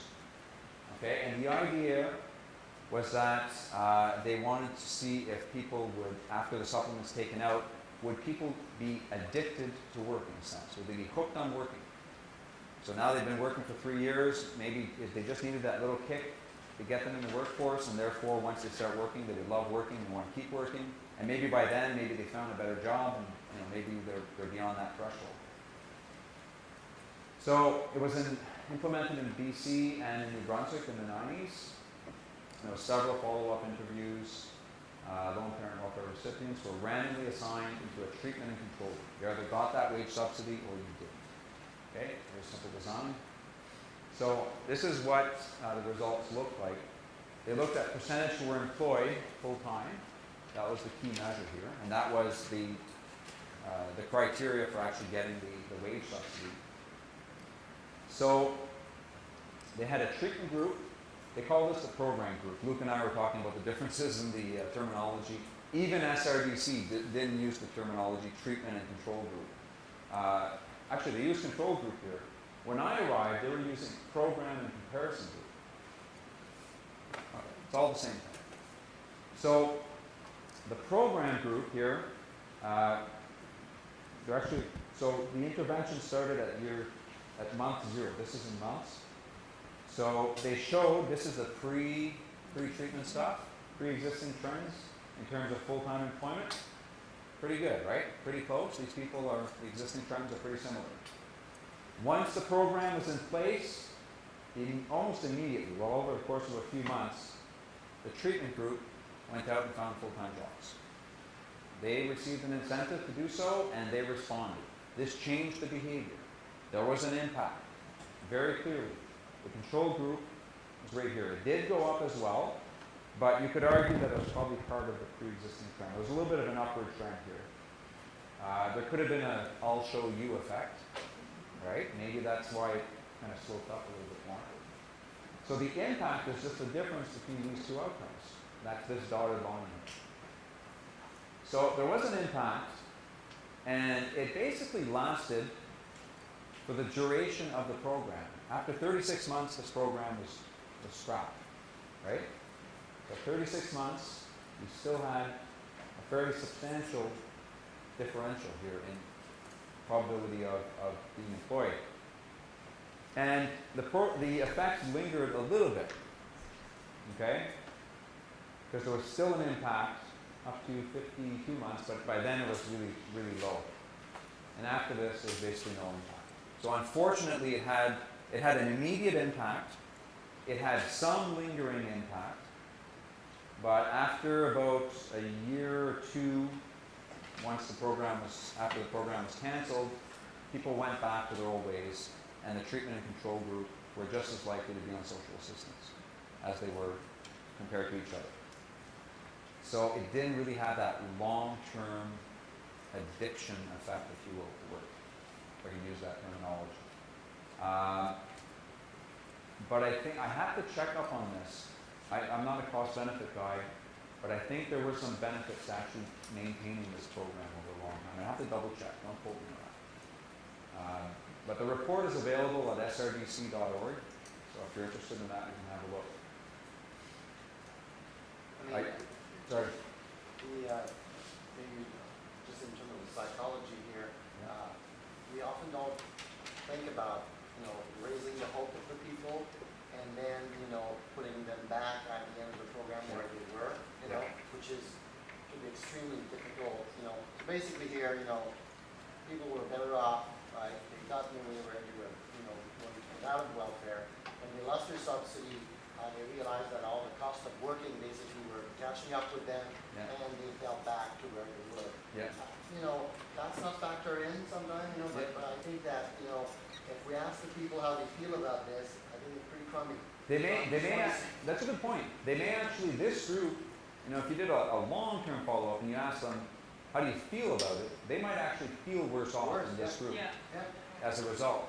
I mean, the hope was that wouldn't happen, but it was definitely a possibility. And they knew that this was a possibility, right? Because they were flying high for a while, and then it was like that. Certain incentives could have been put away too. There could have been childcare cost subsidy, or not. You mean as part? Well, within the control, within the experiment itself, that would all be kept constant. That would be held the same for both groups. So that shouldn't matter. Isn't the point that it's hard to get people attached to the idea of an exciting lifetime of no wage, no skill? Right? I mean, really. Yeah.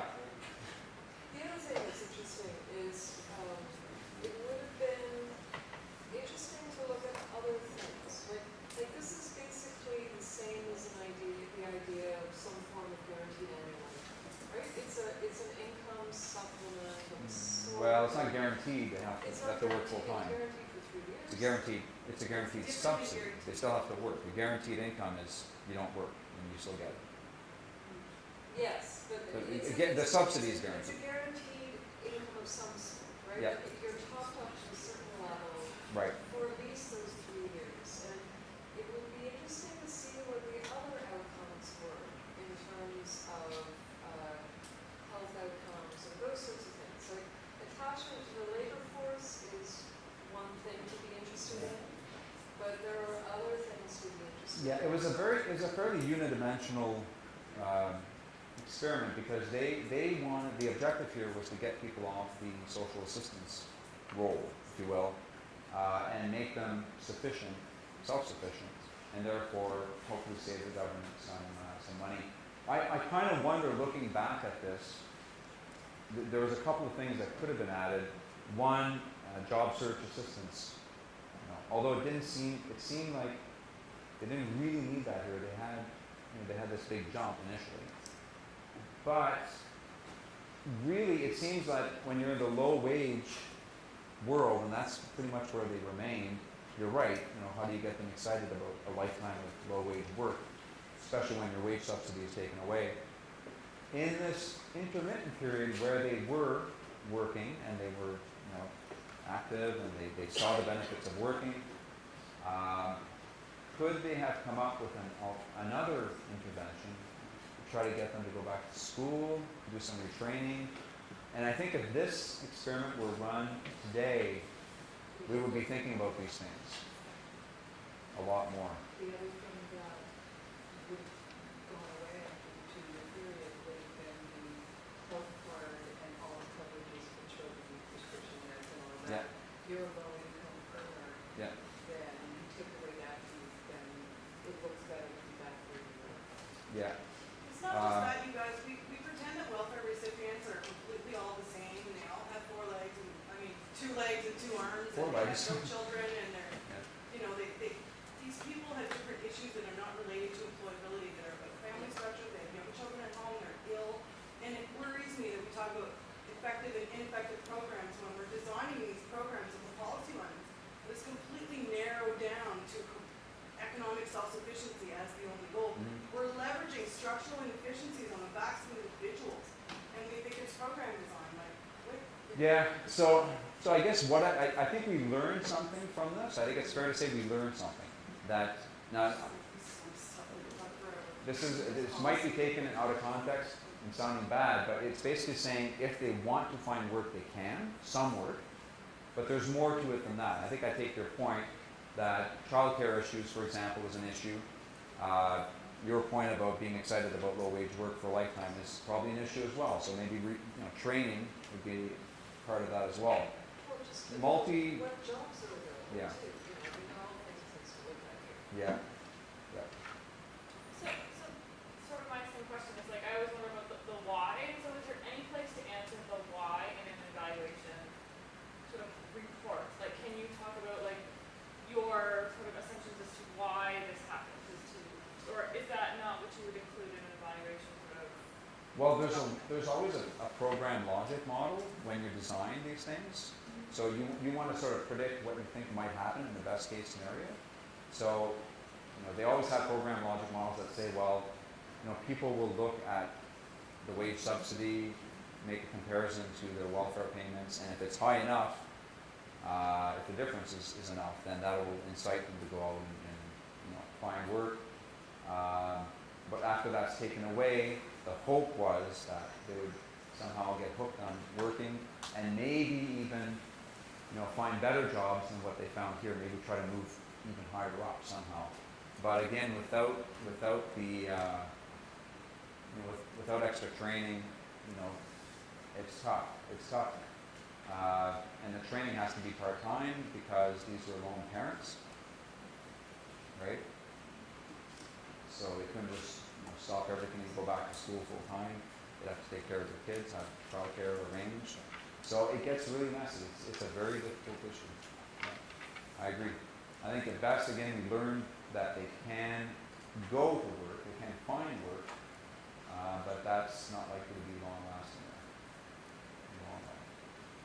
Again, I'd love to see this done today. Maybe there could be an SSP2 that one of you guys in the province of New Brunswick can champion. But this demonstrates that barrier for getting paid. Yeah, So that's it. yeah, exactly. But that's just a starting point, I think. Yeah. So if anybody ever wants to talk to SRDC about it, I'd be glad to hook you up with the right people. Okay, we're at 3:15. let's take a mid-afternoon nap. I know I need one.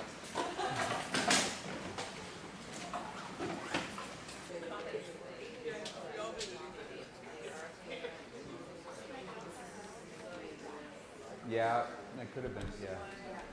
Yeah. I mean, the delay isn't, I know with EI, it's, yeah. Yeah. Right. I know with EI, it could take a while as well.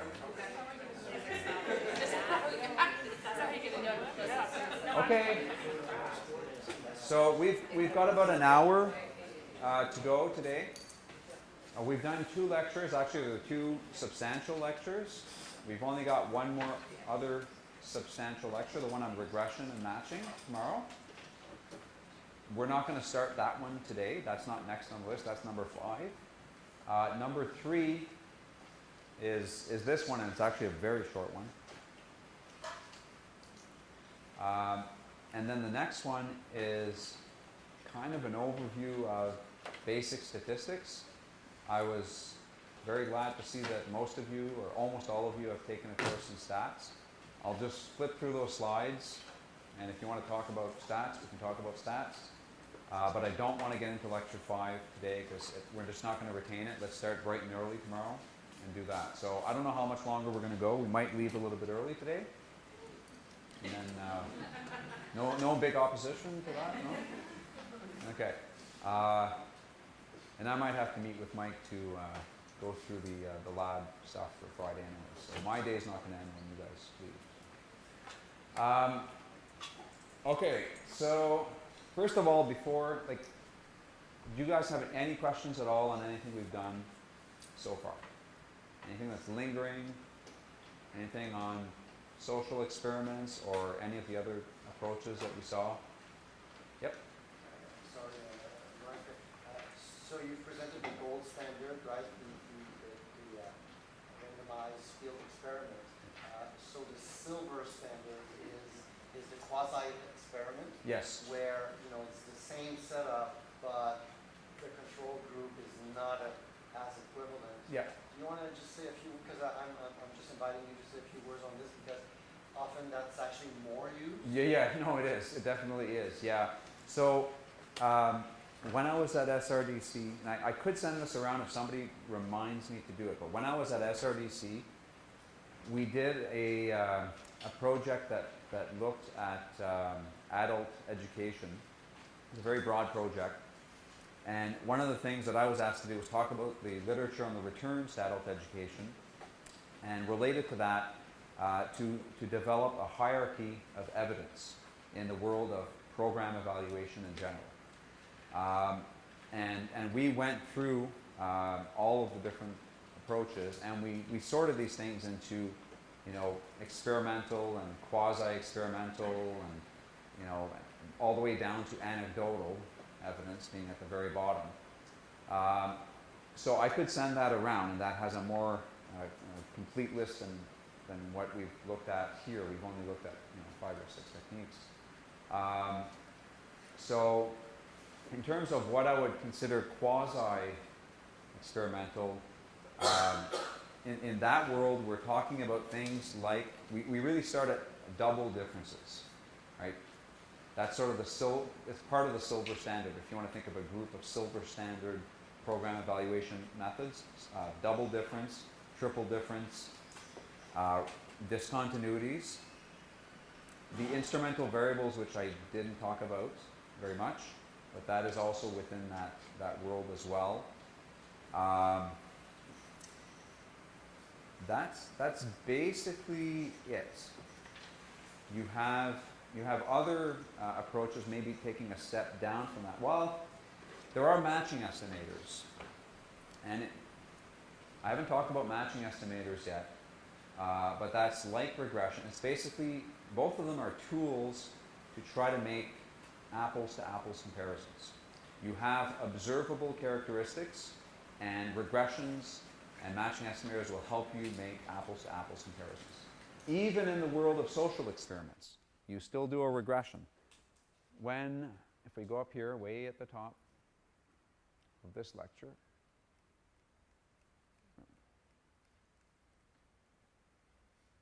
we're getting there.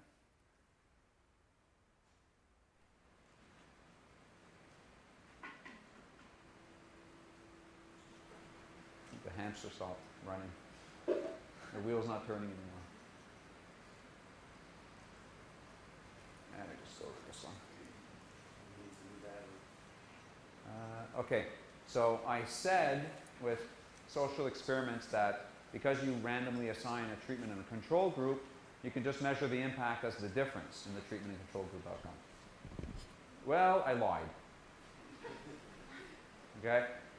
Yes, you do this, but there's always the possibility that there are some differences between the treatment and control group that even random assignment doesn't take into account.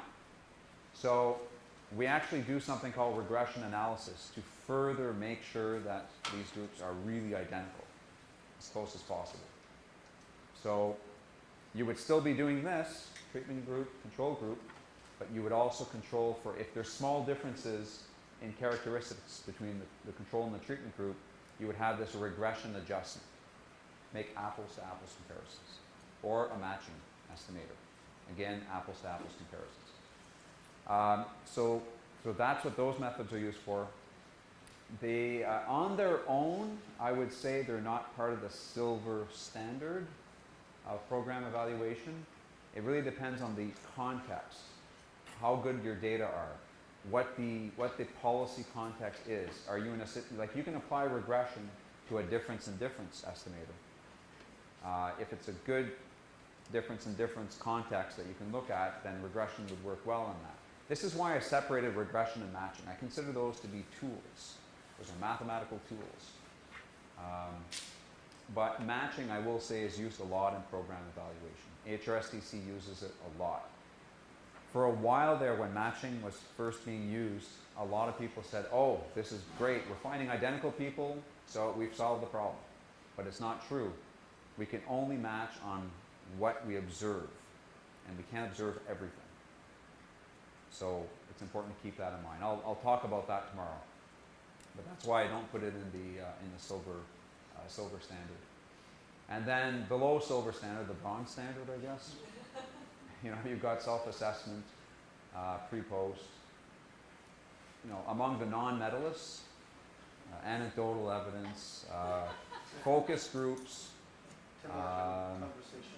conversation, chit-chat, water cooler conversations. We do a lot of focus groups. Focus groups can be important, especially for testing surveys. I don't know if that's the context that you use it in. No, I find that we do, well, particularly because we have a policy of doing as much public consultation as possible. Focus groups are great. But we're doing a lot of things like focus groups in GND. But not necessarily for evaluation. Yeah. Do you find that? In a sense, because so for example, we have a wetlands policy, or there's shale gas, you know, exploration, or there's, you name it, any number of issues. But they're not about A mental health strategy. But what is it used for? We're asking people to give us their opinion about issues. It's not the same as evaluation. That's you're gauging public opinion. We're gauging public opinion. Yeah, that's not really program evaluation. No, it's definitely not program Yeah. evaluation, but I guess what I'm trying to say is that it seems to me that the same biases exist and make those focus groups problematic as when you would use them for media evaluation, because there's still going to be biases in the selection of the groups. Yeah. Who participates. Somebody yesterday was giving the example of the Election Reform Commission, and you know the people who always show up were old people. Yeah. So focus groups are. Although they do tend to vote more often than. We use But it anyways, for everything. It's a good point. When I teach this, the longer version of this course, I talk about focus groups, and you know, at StatCan when we do surveys, we're really careful in making sure that we get a random sample, a very representative sample of the population that we're interested in. If you just have a general call for a focus group, you're right. people who are interested in the topic are going to show up, and that's not always who you want to look at. So yes, there are, yeah, you can argue that there are those same biases.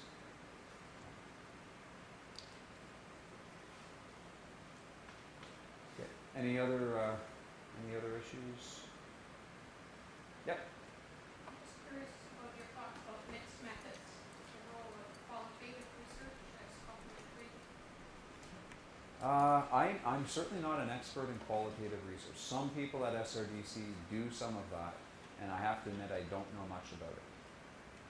There are some fans of it out there, but I just can't critique it enough.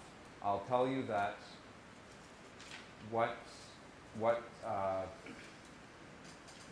people who decide the fate of programs would look at is cost-benefit analysis, the impact evaluation, and process evaluation, more so than qualitative analysis. But I know that there are some fans out there, I just don't know enough about it. I'm not going to stand here and pretend I'm an expert at that, so sorry.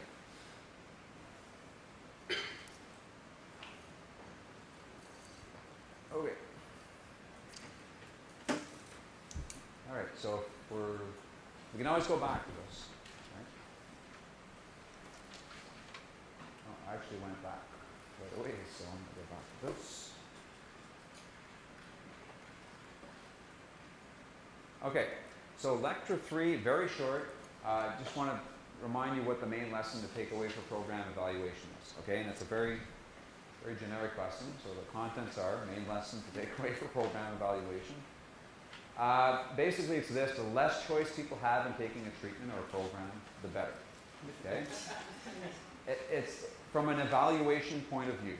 I mean, this is, as a policy analyst, if you're interested in program evaluation, always think about how much choice was there in people taking the program.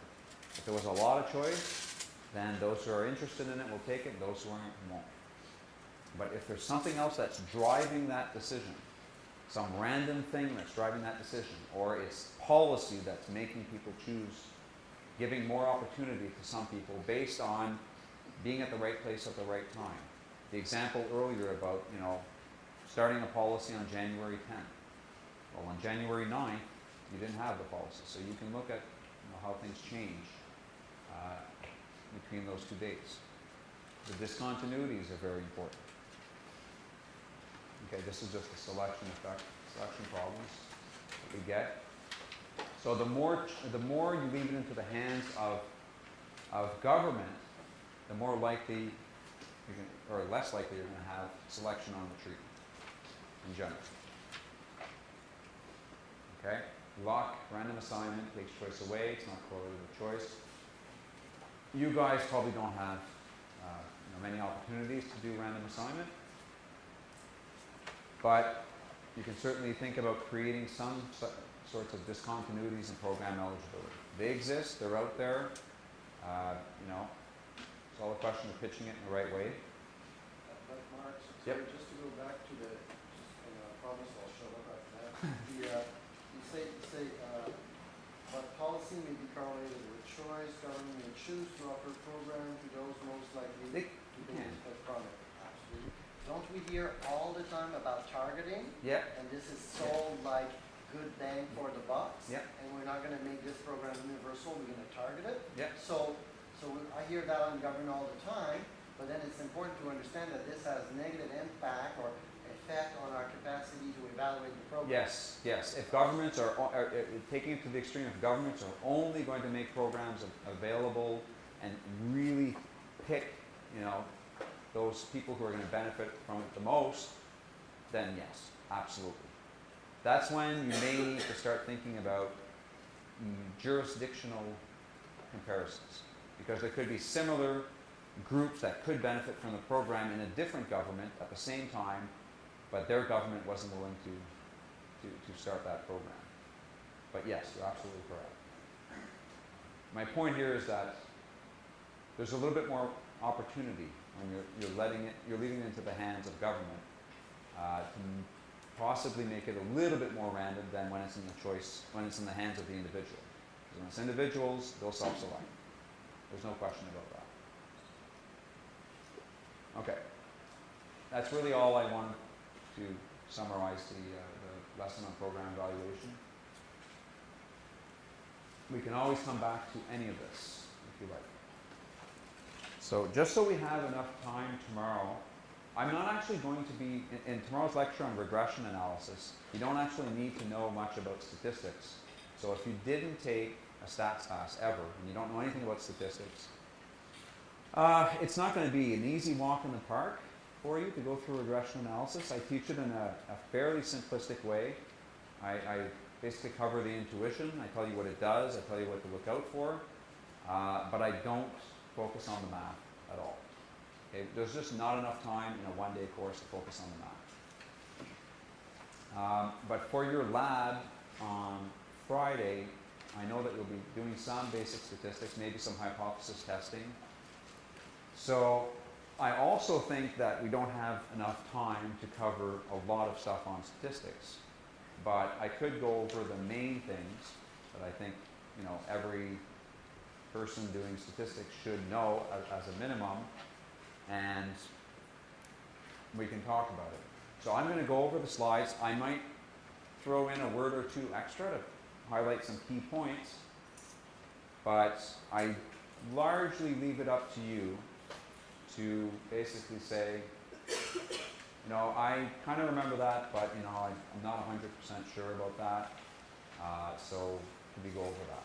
For some of you, this is going to be very easy. If you've taken statistics recently, or if you've taken several courses in stats, this is basic stat stuff. Okay? So I'm going to cover three things. So basic stats can be broken down into two areas. There's descriptive statistics, where we just describe things. We describe data. So that includes central tendency and dispersion. These are two ways of describing data. That's called descriptive statistics. Usually in a stats course, the second component will be called inferential statistics. This is when basically we collect data, we describe it, and then we use that information to try to make guesses about what the population looks like. Right? Because we never sample a population. It's too expensive. We take a sample, a subsample of the population, and we use that information to try to figure out what the population may look like. We do hypotheses about the population. So that's how we're going to break it down. So central tendency. I don't want to spend a whole lot of time on this. This is actually on the grade 3 curriculum in Ontario. Okay, so that's why I don't want to spend much time on it. But I do want to add a couple of more advanced points about central tendency, which is not on the grade 3 curriculum in Ontario. I think it's on the grade 5 curriculum, so no, I don't think it's on any of. It's little things to keep in mind that you know, some people probably don't. Okay, so three measures of central tendency. The mean, we all know, it's the sum of all values divided by the number of data points that you have. The median is the middle value. Okay, I'll show this in a second. The mode is the most common value. So these are three ways of describing the center of a distribution, right? The average. People call this also averages. When you think of averages, you usually think of the mean, right? But in fact, an average can be any of these three things. Okay, I've looked up the definition, the technical definition. It can be any of these three things. An average is a measure of central tendency. So there's three ways to describe the average. So the question is, which one do you use? And that issue came up at one point. Somebody talked about outliers, okay, somewhere around here. So that issue came up. So here's a simple example. We've got data on asking prices for houses.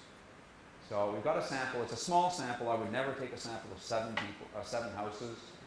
You need more than that, but just to, you know, for illustrative purposes, I'll keep it to 7. So these are the asking prices in thousands of dollars. So they range from $200,000 to $5 million. Okay, and they're sorted in ascending order. So I take my three measures of central tendency. I've got the mean, which turns out to be 1 million. So does that seem to fit your notion of what the center, what the average, or what the expected value should be? Why? Because you have such a huge outlier. Exactly. The mean takes into account all of the values. Everybody counts here. So that $5 million home is boosting this up this average. And in a small sample, that can really matter. So alternatively, you could look at the median. The median is simply the middle value. Here it's value number 4, right? They're sorted. So it's $375,000. To me, that seems more like the middle. So a median is actually useful when you have outliers, or when your sample is fairly small. If you've got a really small sample and there's nothing you can do about it, and you're asked to describe the average, I would tend to focus on the median. You may also want to show the mean, but you may find a big difference in the two. Medians are very useful when you have outliers or small samples. There's also the mode, which we always see in introductory stats courses.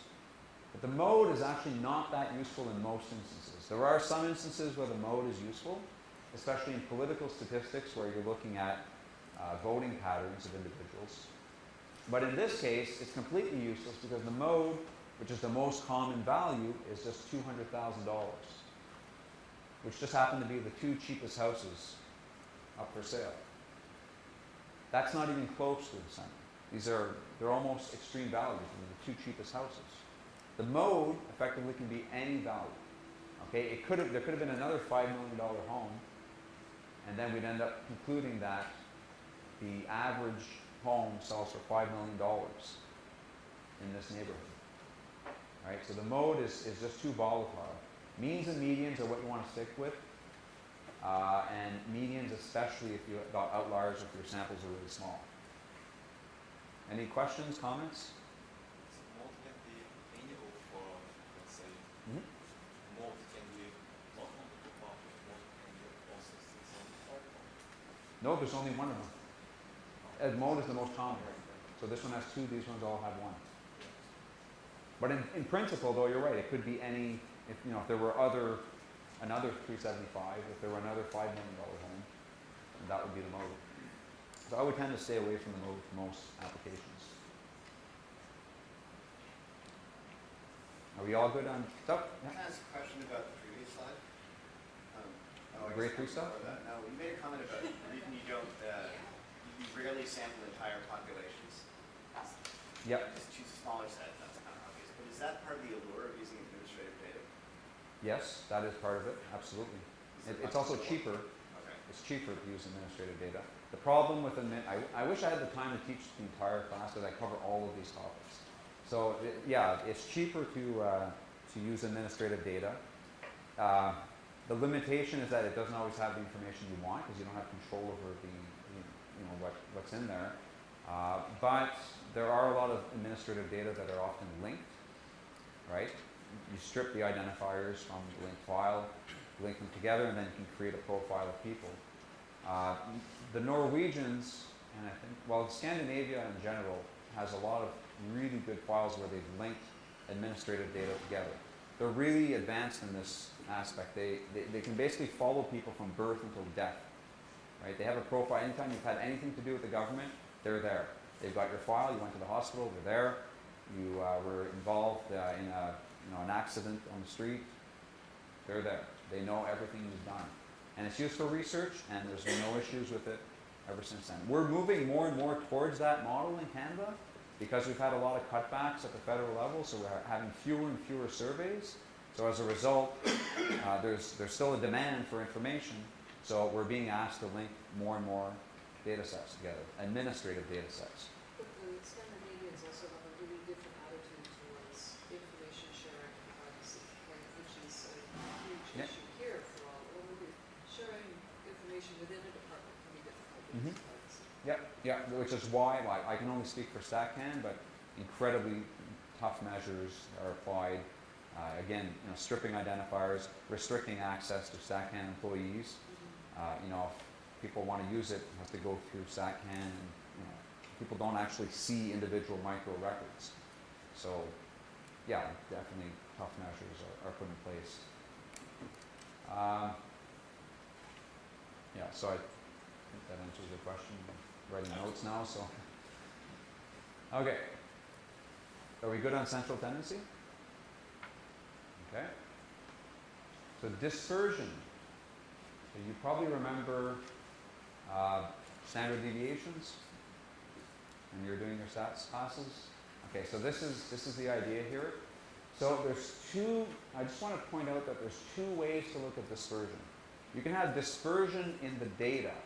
Okay, and this is the first way you learned about dispersion when you were doing your stats classes. Right? So you had a distribution of data. Usually it's the bell-shaped distribution. You could have a distribution of earnings, you know, and it looked like this, nice bell shape. You had a mean somewhere in the middle, and then you had the amount of spread in the data. That's the dispersion. That's the standard deviation of the data. Okay?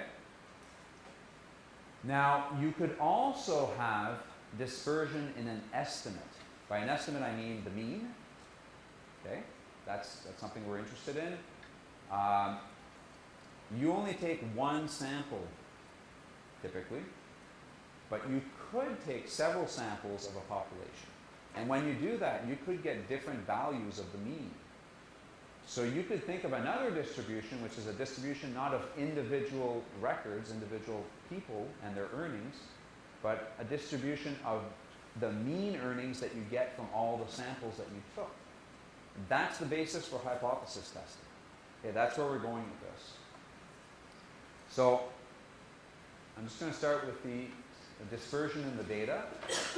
We use the standard deviation. I'm not going to derive all of this. I'll just point out what it is.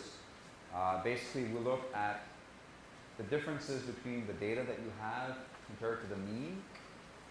We square that, we take the sum, we divide by the sample size.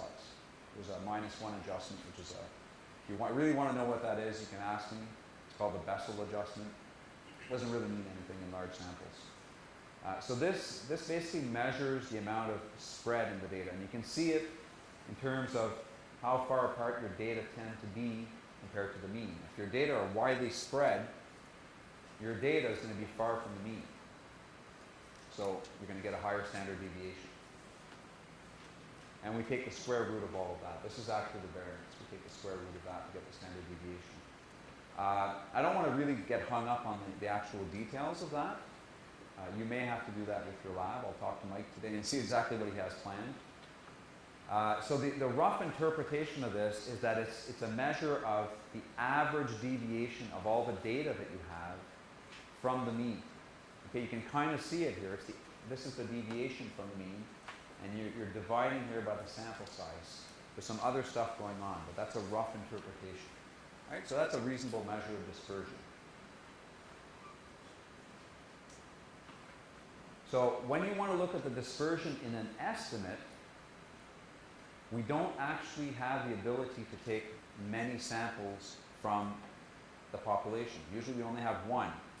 But there is a mathematical formula that helps you do that helps you estimate the standard error. And you just take the standard deviation of the data itself that we just looked at in the previous slide, and we divide by the square root of the sample size. Okay, so they've shown that this actually works with a simple random sample. When you do a simple random sample. So again, the interpretation is basically an average deviation of the sample means. If we were able to take several samples, okay, and how that deviates from the population mean. Okay, the formula I just showed applies to a simple random sample. Simple random sample is basically when we have a population and we give everybody the same chance of being selected. So you're the population here, and I'm going to pick a 10% sample, which means everybody has a 10% chance of being picked. And then I'll end up with 10% of them. That's a simple random sample. I'll just quickly point this out, that there are other sample designs which are related to the simple random sample, such as the stratified random sample or the multi-stage random sample. And these are more complex designs and in fact, they're more common designs. At StatCan, we have this survey called the Labor Force Survey. Some of you may have filled this out at some point. So if the Labor Force Survey, which is only a survey of about 50,000 households, if that were if that were a simple random sample, there are certain regions in Canada which would not have a very large sample for which we can do some analysis. For example, Prince Edward Island, okay? Because it's almost a 1 in 1,000 chance of being selected. In PEI, that would leave you with 100 and something people or households. Not many people to work from. So what we do is we stratify the country and we pick more people from PEI. Okay? If you're in PEI, your odds of being in labor force survey are much higher. Much, much, much higher. And in surveys in general, it's that kind. So we do that, we do some corrections to account for that for the national level estimates, but it allows people to do reasonable analysis for PEI. Samples are larger. That's called a stratified random sample. A multi-stage random sample is when you have a hard time finding people. So if I want to do a survey of high school students, rather than just try to find high school students directly, which might be difficult, I would start by sampling the high schools. Because high school students tend to hang out in high schools. So you sample the high schools, and then you do that's the first stage, and then the second stage, you go into the high school, and then you sample students in that high school. So it's a two-stage process. We call it a multi-stage random sample. So my point is that when we want to do that, when we use complex sample design, there are more advanced approaches to calculating measures of dispersion. Okay, there's bootstrapping is something you may or may not have heard about at some point. If you've ever used data at a research data center, I see a vertical nod. Wow. Okay, that's one. Has anybody else ever used data at a StatCan research data center? 2? 3? I have to look because the nods are subtle from here. If I see you going like this, it's just slight for me. I barely see it from here. Okay, so 3 people. So these are I just want to raise awareness here that you would have to use something called bootstrapping. By the way, I have a larger set of notes that I can share with all of you if you like.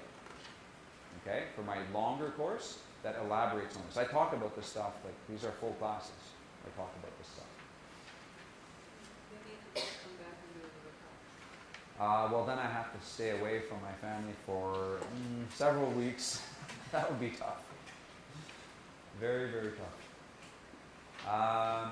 Maybe in bunches I can do it. There's an idea. There's an idea. I'll talk to Mike. Okay. So that's it for the basics for descriptive stats. There's way more than that, but this is what I wanted to talk about. When we do hypothesis testing, what we want to know is basically we're doing a test about a population mean, and we have to create a hypothesis about it. We're asking, is the population mean different than a specified value that we hypothesize? Given 2 pieces of information. We've collected 2 pieces of information from the data. We've collected the sample mean, and we have a sense of how that sample mean tends to jump around. Right? How much dispersion there is in the sample mean. So we're going to use those 2 pieces of information to make our best guess about the population mean. We don't know the population mean, but we're going to use the evidence we have, and we're going to try to guess what that is, as close as possible. Okay, so a hypothesis always begins by assuming that it's true, and then we try to reject it. That's just the way we do it. We can go in reverse, but this is the standard way of doing it.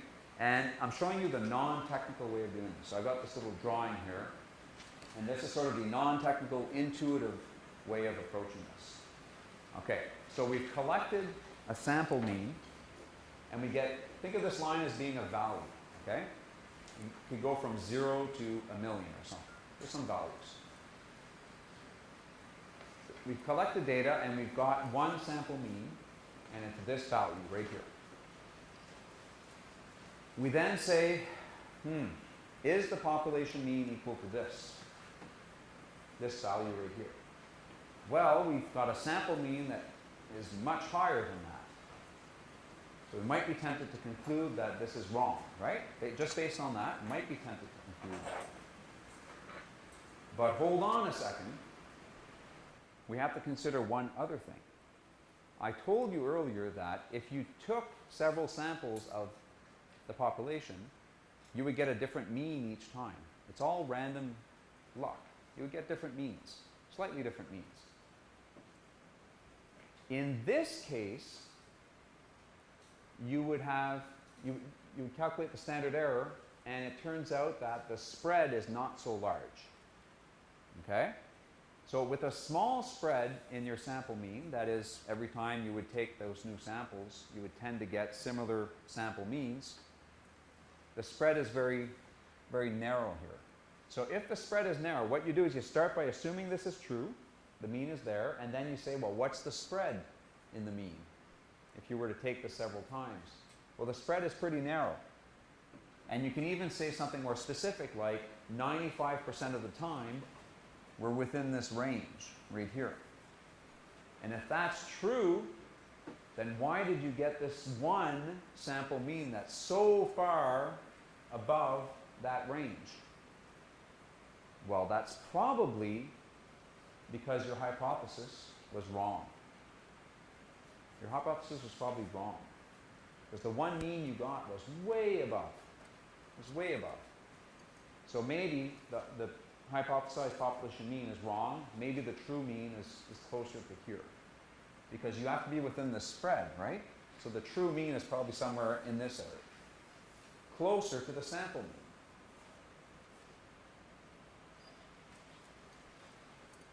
Does that make a little bit of sense? I usually teach this over 3 or 4 days. I'm trying to do it the super duper quick way here. Does that make a little bit of sense? So you've collected data. You've got one mean. It's right here. Sample mean is way up here. You're asking the question, is the population mean down here? Well, I would say probably not, because look, your spread in your mean, you tend to have this much spread in your mean. 95% of the time you're within this range, a range that is this large. Well, your sample mean is over here, so you should really be within this range. Does that make sense? Okay, good. Vertical nods. That's good.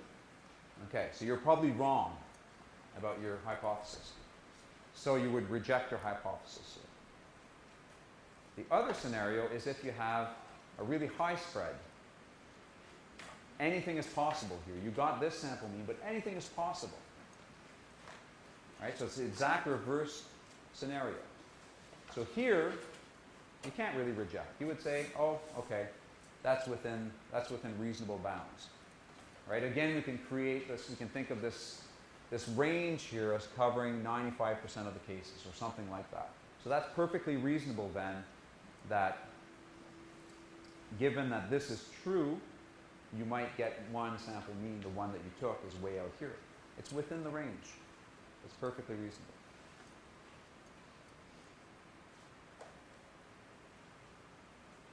Still make sense? Okay. Good. Okay.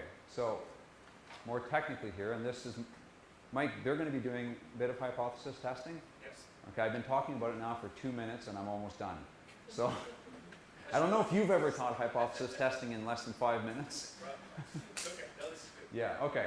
So, so we have a more formal way of doing this. Okay, and this stuff here is exactly, you know, the intuitive stuff that I just talked about. Okay, it's the same stuff, but we actually create a number here to help us guide us. So it's called the t-statistic, and you're looking at two things with the t-statistic. The first thing you're looking at is how far apart your sample mean is from what you've guessed might be the population mean. In other words, you're looking at this difference. Okay, that's the first thing that you're looking at with the t-stat. Okay? So, and if that's really high, if that gap is very large, that's pushing you towards thinking, wow, I was wrong. Does everybody agree with that? Independent of this, we're not thinking about the spread right now. If this gap is very large, if that's all you know, and I didn't show you what the spread was, and you had to make a guess about whether or not this is true, if that gap is very large, would you say that, yeah, this is probably wrong, I was probably wrong? Because that's the only piece of evidence you have. It's not a trick question. Okay, Good. So that's the first component of the t-stat. Okay, it's the numerator, sample mean minus the hypothesized population mean. But you want to compare that to how much the sample mean tends to bounce around. And that is, again, the standard error. So if the standard error, so if this gap is very high, that's great, you're probably thinking reject your hypothesis, you're wrong. But if the standard error is also very high, then you might be within a reasonable range, right? 95% of the time, this is the sort of range you get. So this is very reasonable. You might expect that the sample mean will happen to be that high, within reason. In other words, if the standard error is very high, the t-statistic becomes very low. So the bottom line here is that when you have a very high t-statistic, you're going to reject. Okay? Now, what I don't have time to explain is why it's 1.96. Why is that threshold important? Okay? It could also be negative 1.96. Here I did the case where the sample mean was greater, but I can also go less than, so it could be negative. All the same thing, nothing new. So if the t-stat is greater than 1.96 or less than or equal to 1.96, a negative 1.96, then we conclude that population mean was, we're probably wrong about our hypothesis. Population mean is probably different. Okay? In other words, there's only a 5% chance that the sample mean value we obtained is due to luck. If we have that, if this range here, which we can call a confidence interval, is a 95% confidence interval. If we reject, this is a better case, if we reject, this is a 95% confidence interval and we get this one sample mean that's way out here, then we can say there's only a 5% chance that we're outside of the confidence interval. So that's usually a good professional standard. If there's only a 5% chance of it happening, we basically say we were wrong. We were wrong. Okay? There's also 1% probabilities, 10%. I've even seen 15% and the whole crowd laughed. But that's people who are trying to get significant results. I won't tell you, well, I'll tell you who it is after. I won't say it publicly. Okay. There you go. Okay. Just some language.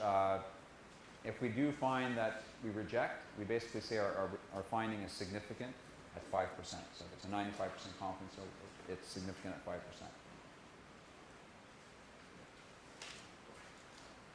Okay.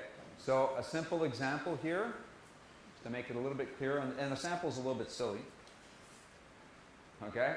Health Canada announces that the ideal weight for someone who is 7 feet tall is 250 pounds. It can't be any more, it can't be any less. Okay, 250 pounds actually doesn't seem like an ideal weight for somebody who's 7 feet tall. I think it'd be more like 350 or more. But let's just say it's 250. So you collect a sample of 7 feet tall giants and you weigh them, and you find that the mean weight is 265 pounds. And the standard error of the mean is 30. So do we conclude that 7-footers are the ideal weight on average? So we would do a t-statistic or a t-test. So this is the way you do it. You start by stating what your hypothesis is. We're testing if the mean, the population mean, is equal to 250. Or is that not the case? And then we take the difference between the one sample mean that you got compared to your hypothesized mean, 250, and then you compare that to the amount of spread in the sample mean. Lo and behold, we get 0.5. So what do we conclude here without looking at the next page?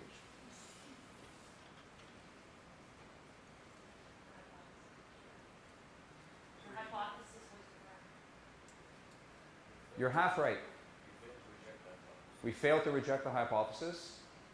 That is correct. And you're pretty much correct. I mean, most people would describe it that way, but there's a little nuance there. Okay? So we cannot reject the null hypothesis. We just can't do it. But my follow-up question is the true mean exactly 250 pounds?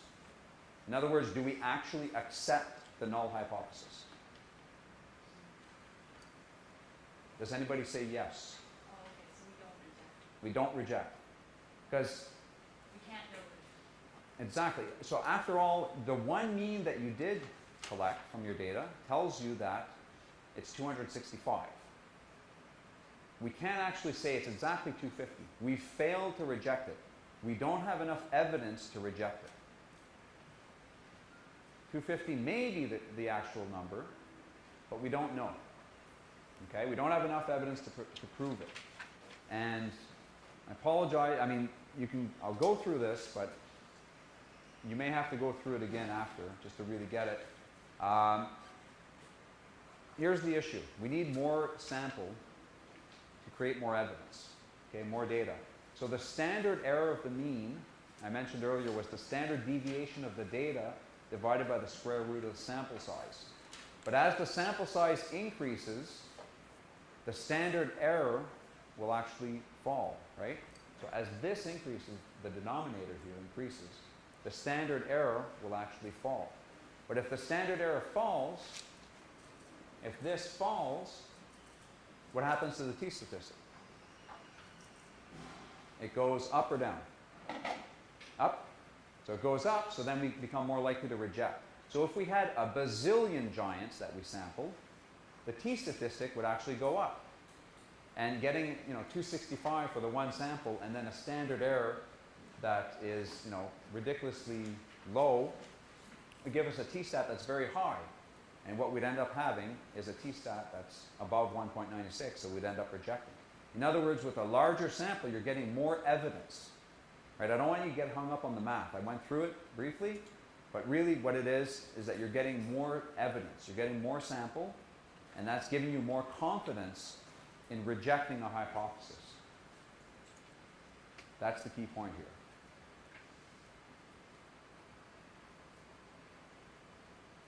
Okay, so then I just went through the details. I have an example here when we have a sample size of 4, and then I bumped it up to 400.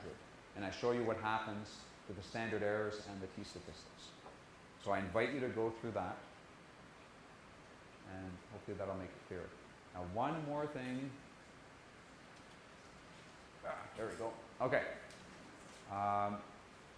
Perhaps on Friday you may do a test of 2 means. Sometimes you might want to know, do men and women earn the same amount of money? That's an important question. Right? No? They don't? Really? I don't know. Conditional on what, right? It depends what you're comparing. It depends. So what you could do a test of 2 means. Right? So is the first hypothesis is the male wage equal to the female wage, or is that not the case? So here we're looking at the gap in wages, right? And so you have a t-statistic where you're looking at the gap in wages. You could say minus 0 here because your hypothesis is that this is equal, so it'd be 0. And then you divide by the standard error of this gap. And it turns out that it's some ugly looking thing like that. Okay, I'm not going to derive all that. But this is a test for 2 means. Now, what I want to say about this is that this works when the populations are independent. So men and women will not be the same. There are some cases where it's marginal and they're in transition, but let's assume that you identify as one or the other on surveys. So these are independent populations. So you can do this kind of test. What I often see, and not really in a formal way, is that people will often show statistics for, say, New Brunswick versus Canada. And that's very difficult to do a statistical test on that. What you really want to do is compare New Brunswick with the rest of Canada. Right? I mean, even aside from the issue of doing hypothesis tests, why would you want to compare New Brunswick to itself? A part of Canada is New Brunswick. So why not take that out from the Canada results and do New Brunswick versus rest of the country? Sometimes it's because we just have publications where they just have data on the 2 and they don't separate them out. But for those who are publishing these things, it's good to separate them out to begin with. And it helps you do hypothesis testing. that's all I want to say on statistics. This is what I expected you to know ahead of time. Hopefully you do know it ahead of time, or at least you know it now. But if you have any questions at all, I'm here. I'll let the people who really know this stuff self-select and walk out. But if you want to stick around and ask me some questions about it, we can stick around for a while. Okay? Otherwise, we'll see each other tomorrow at 9.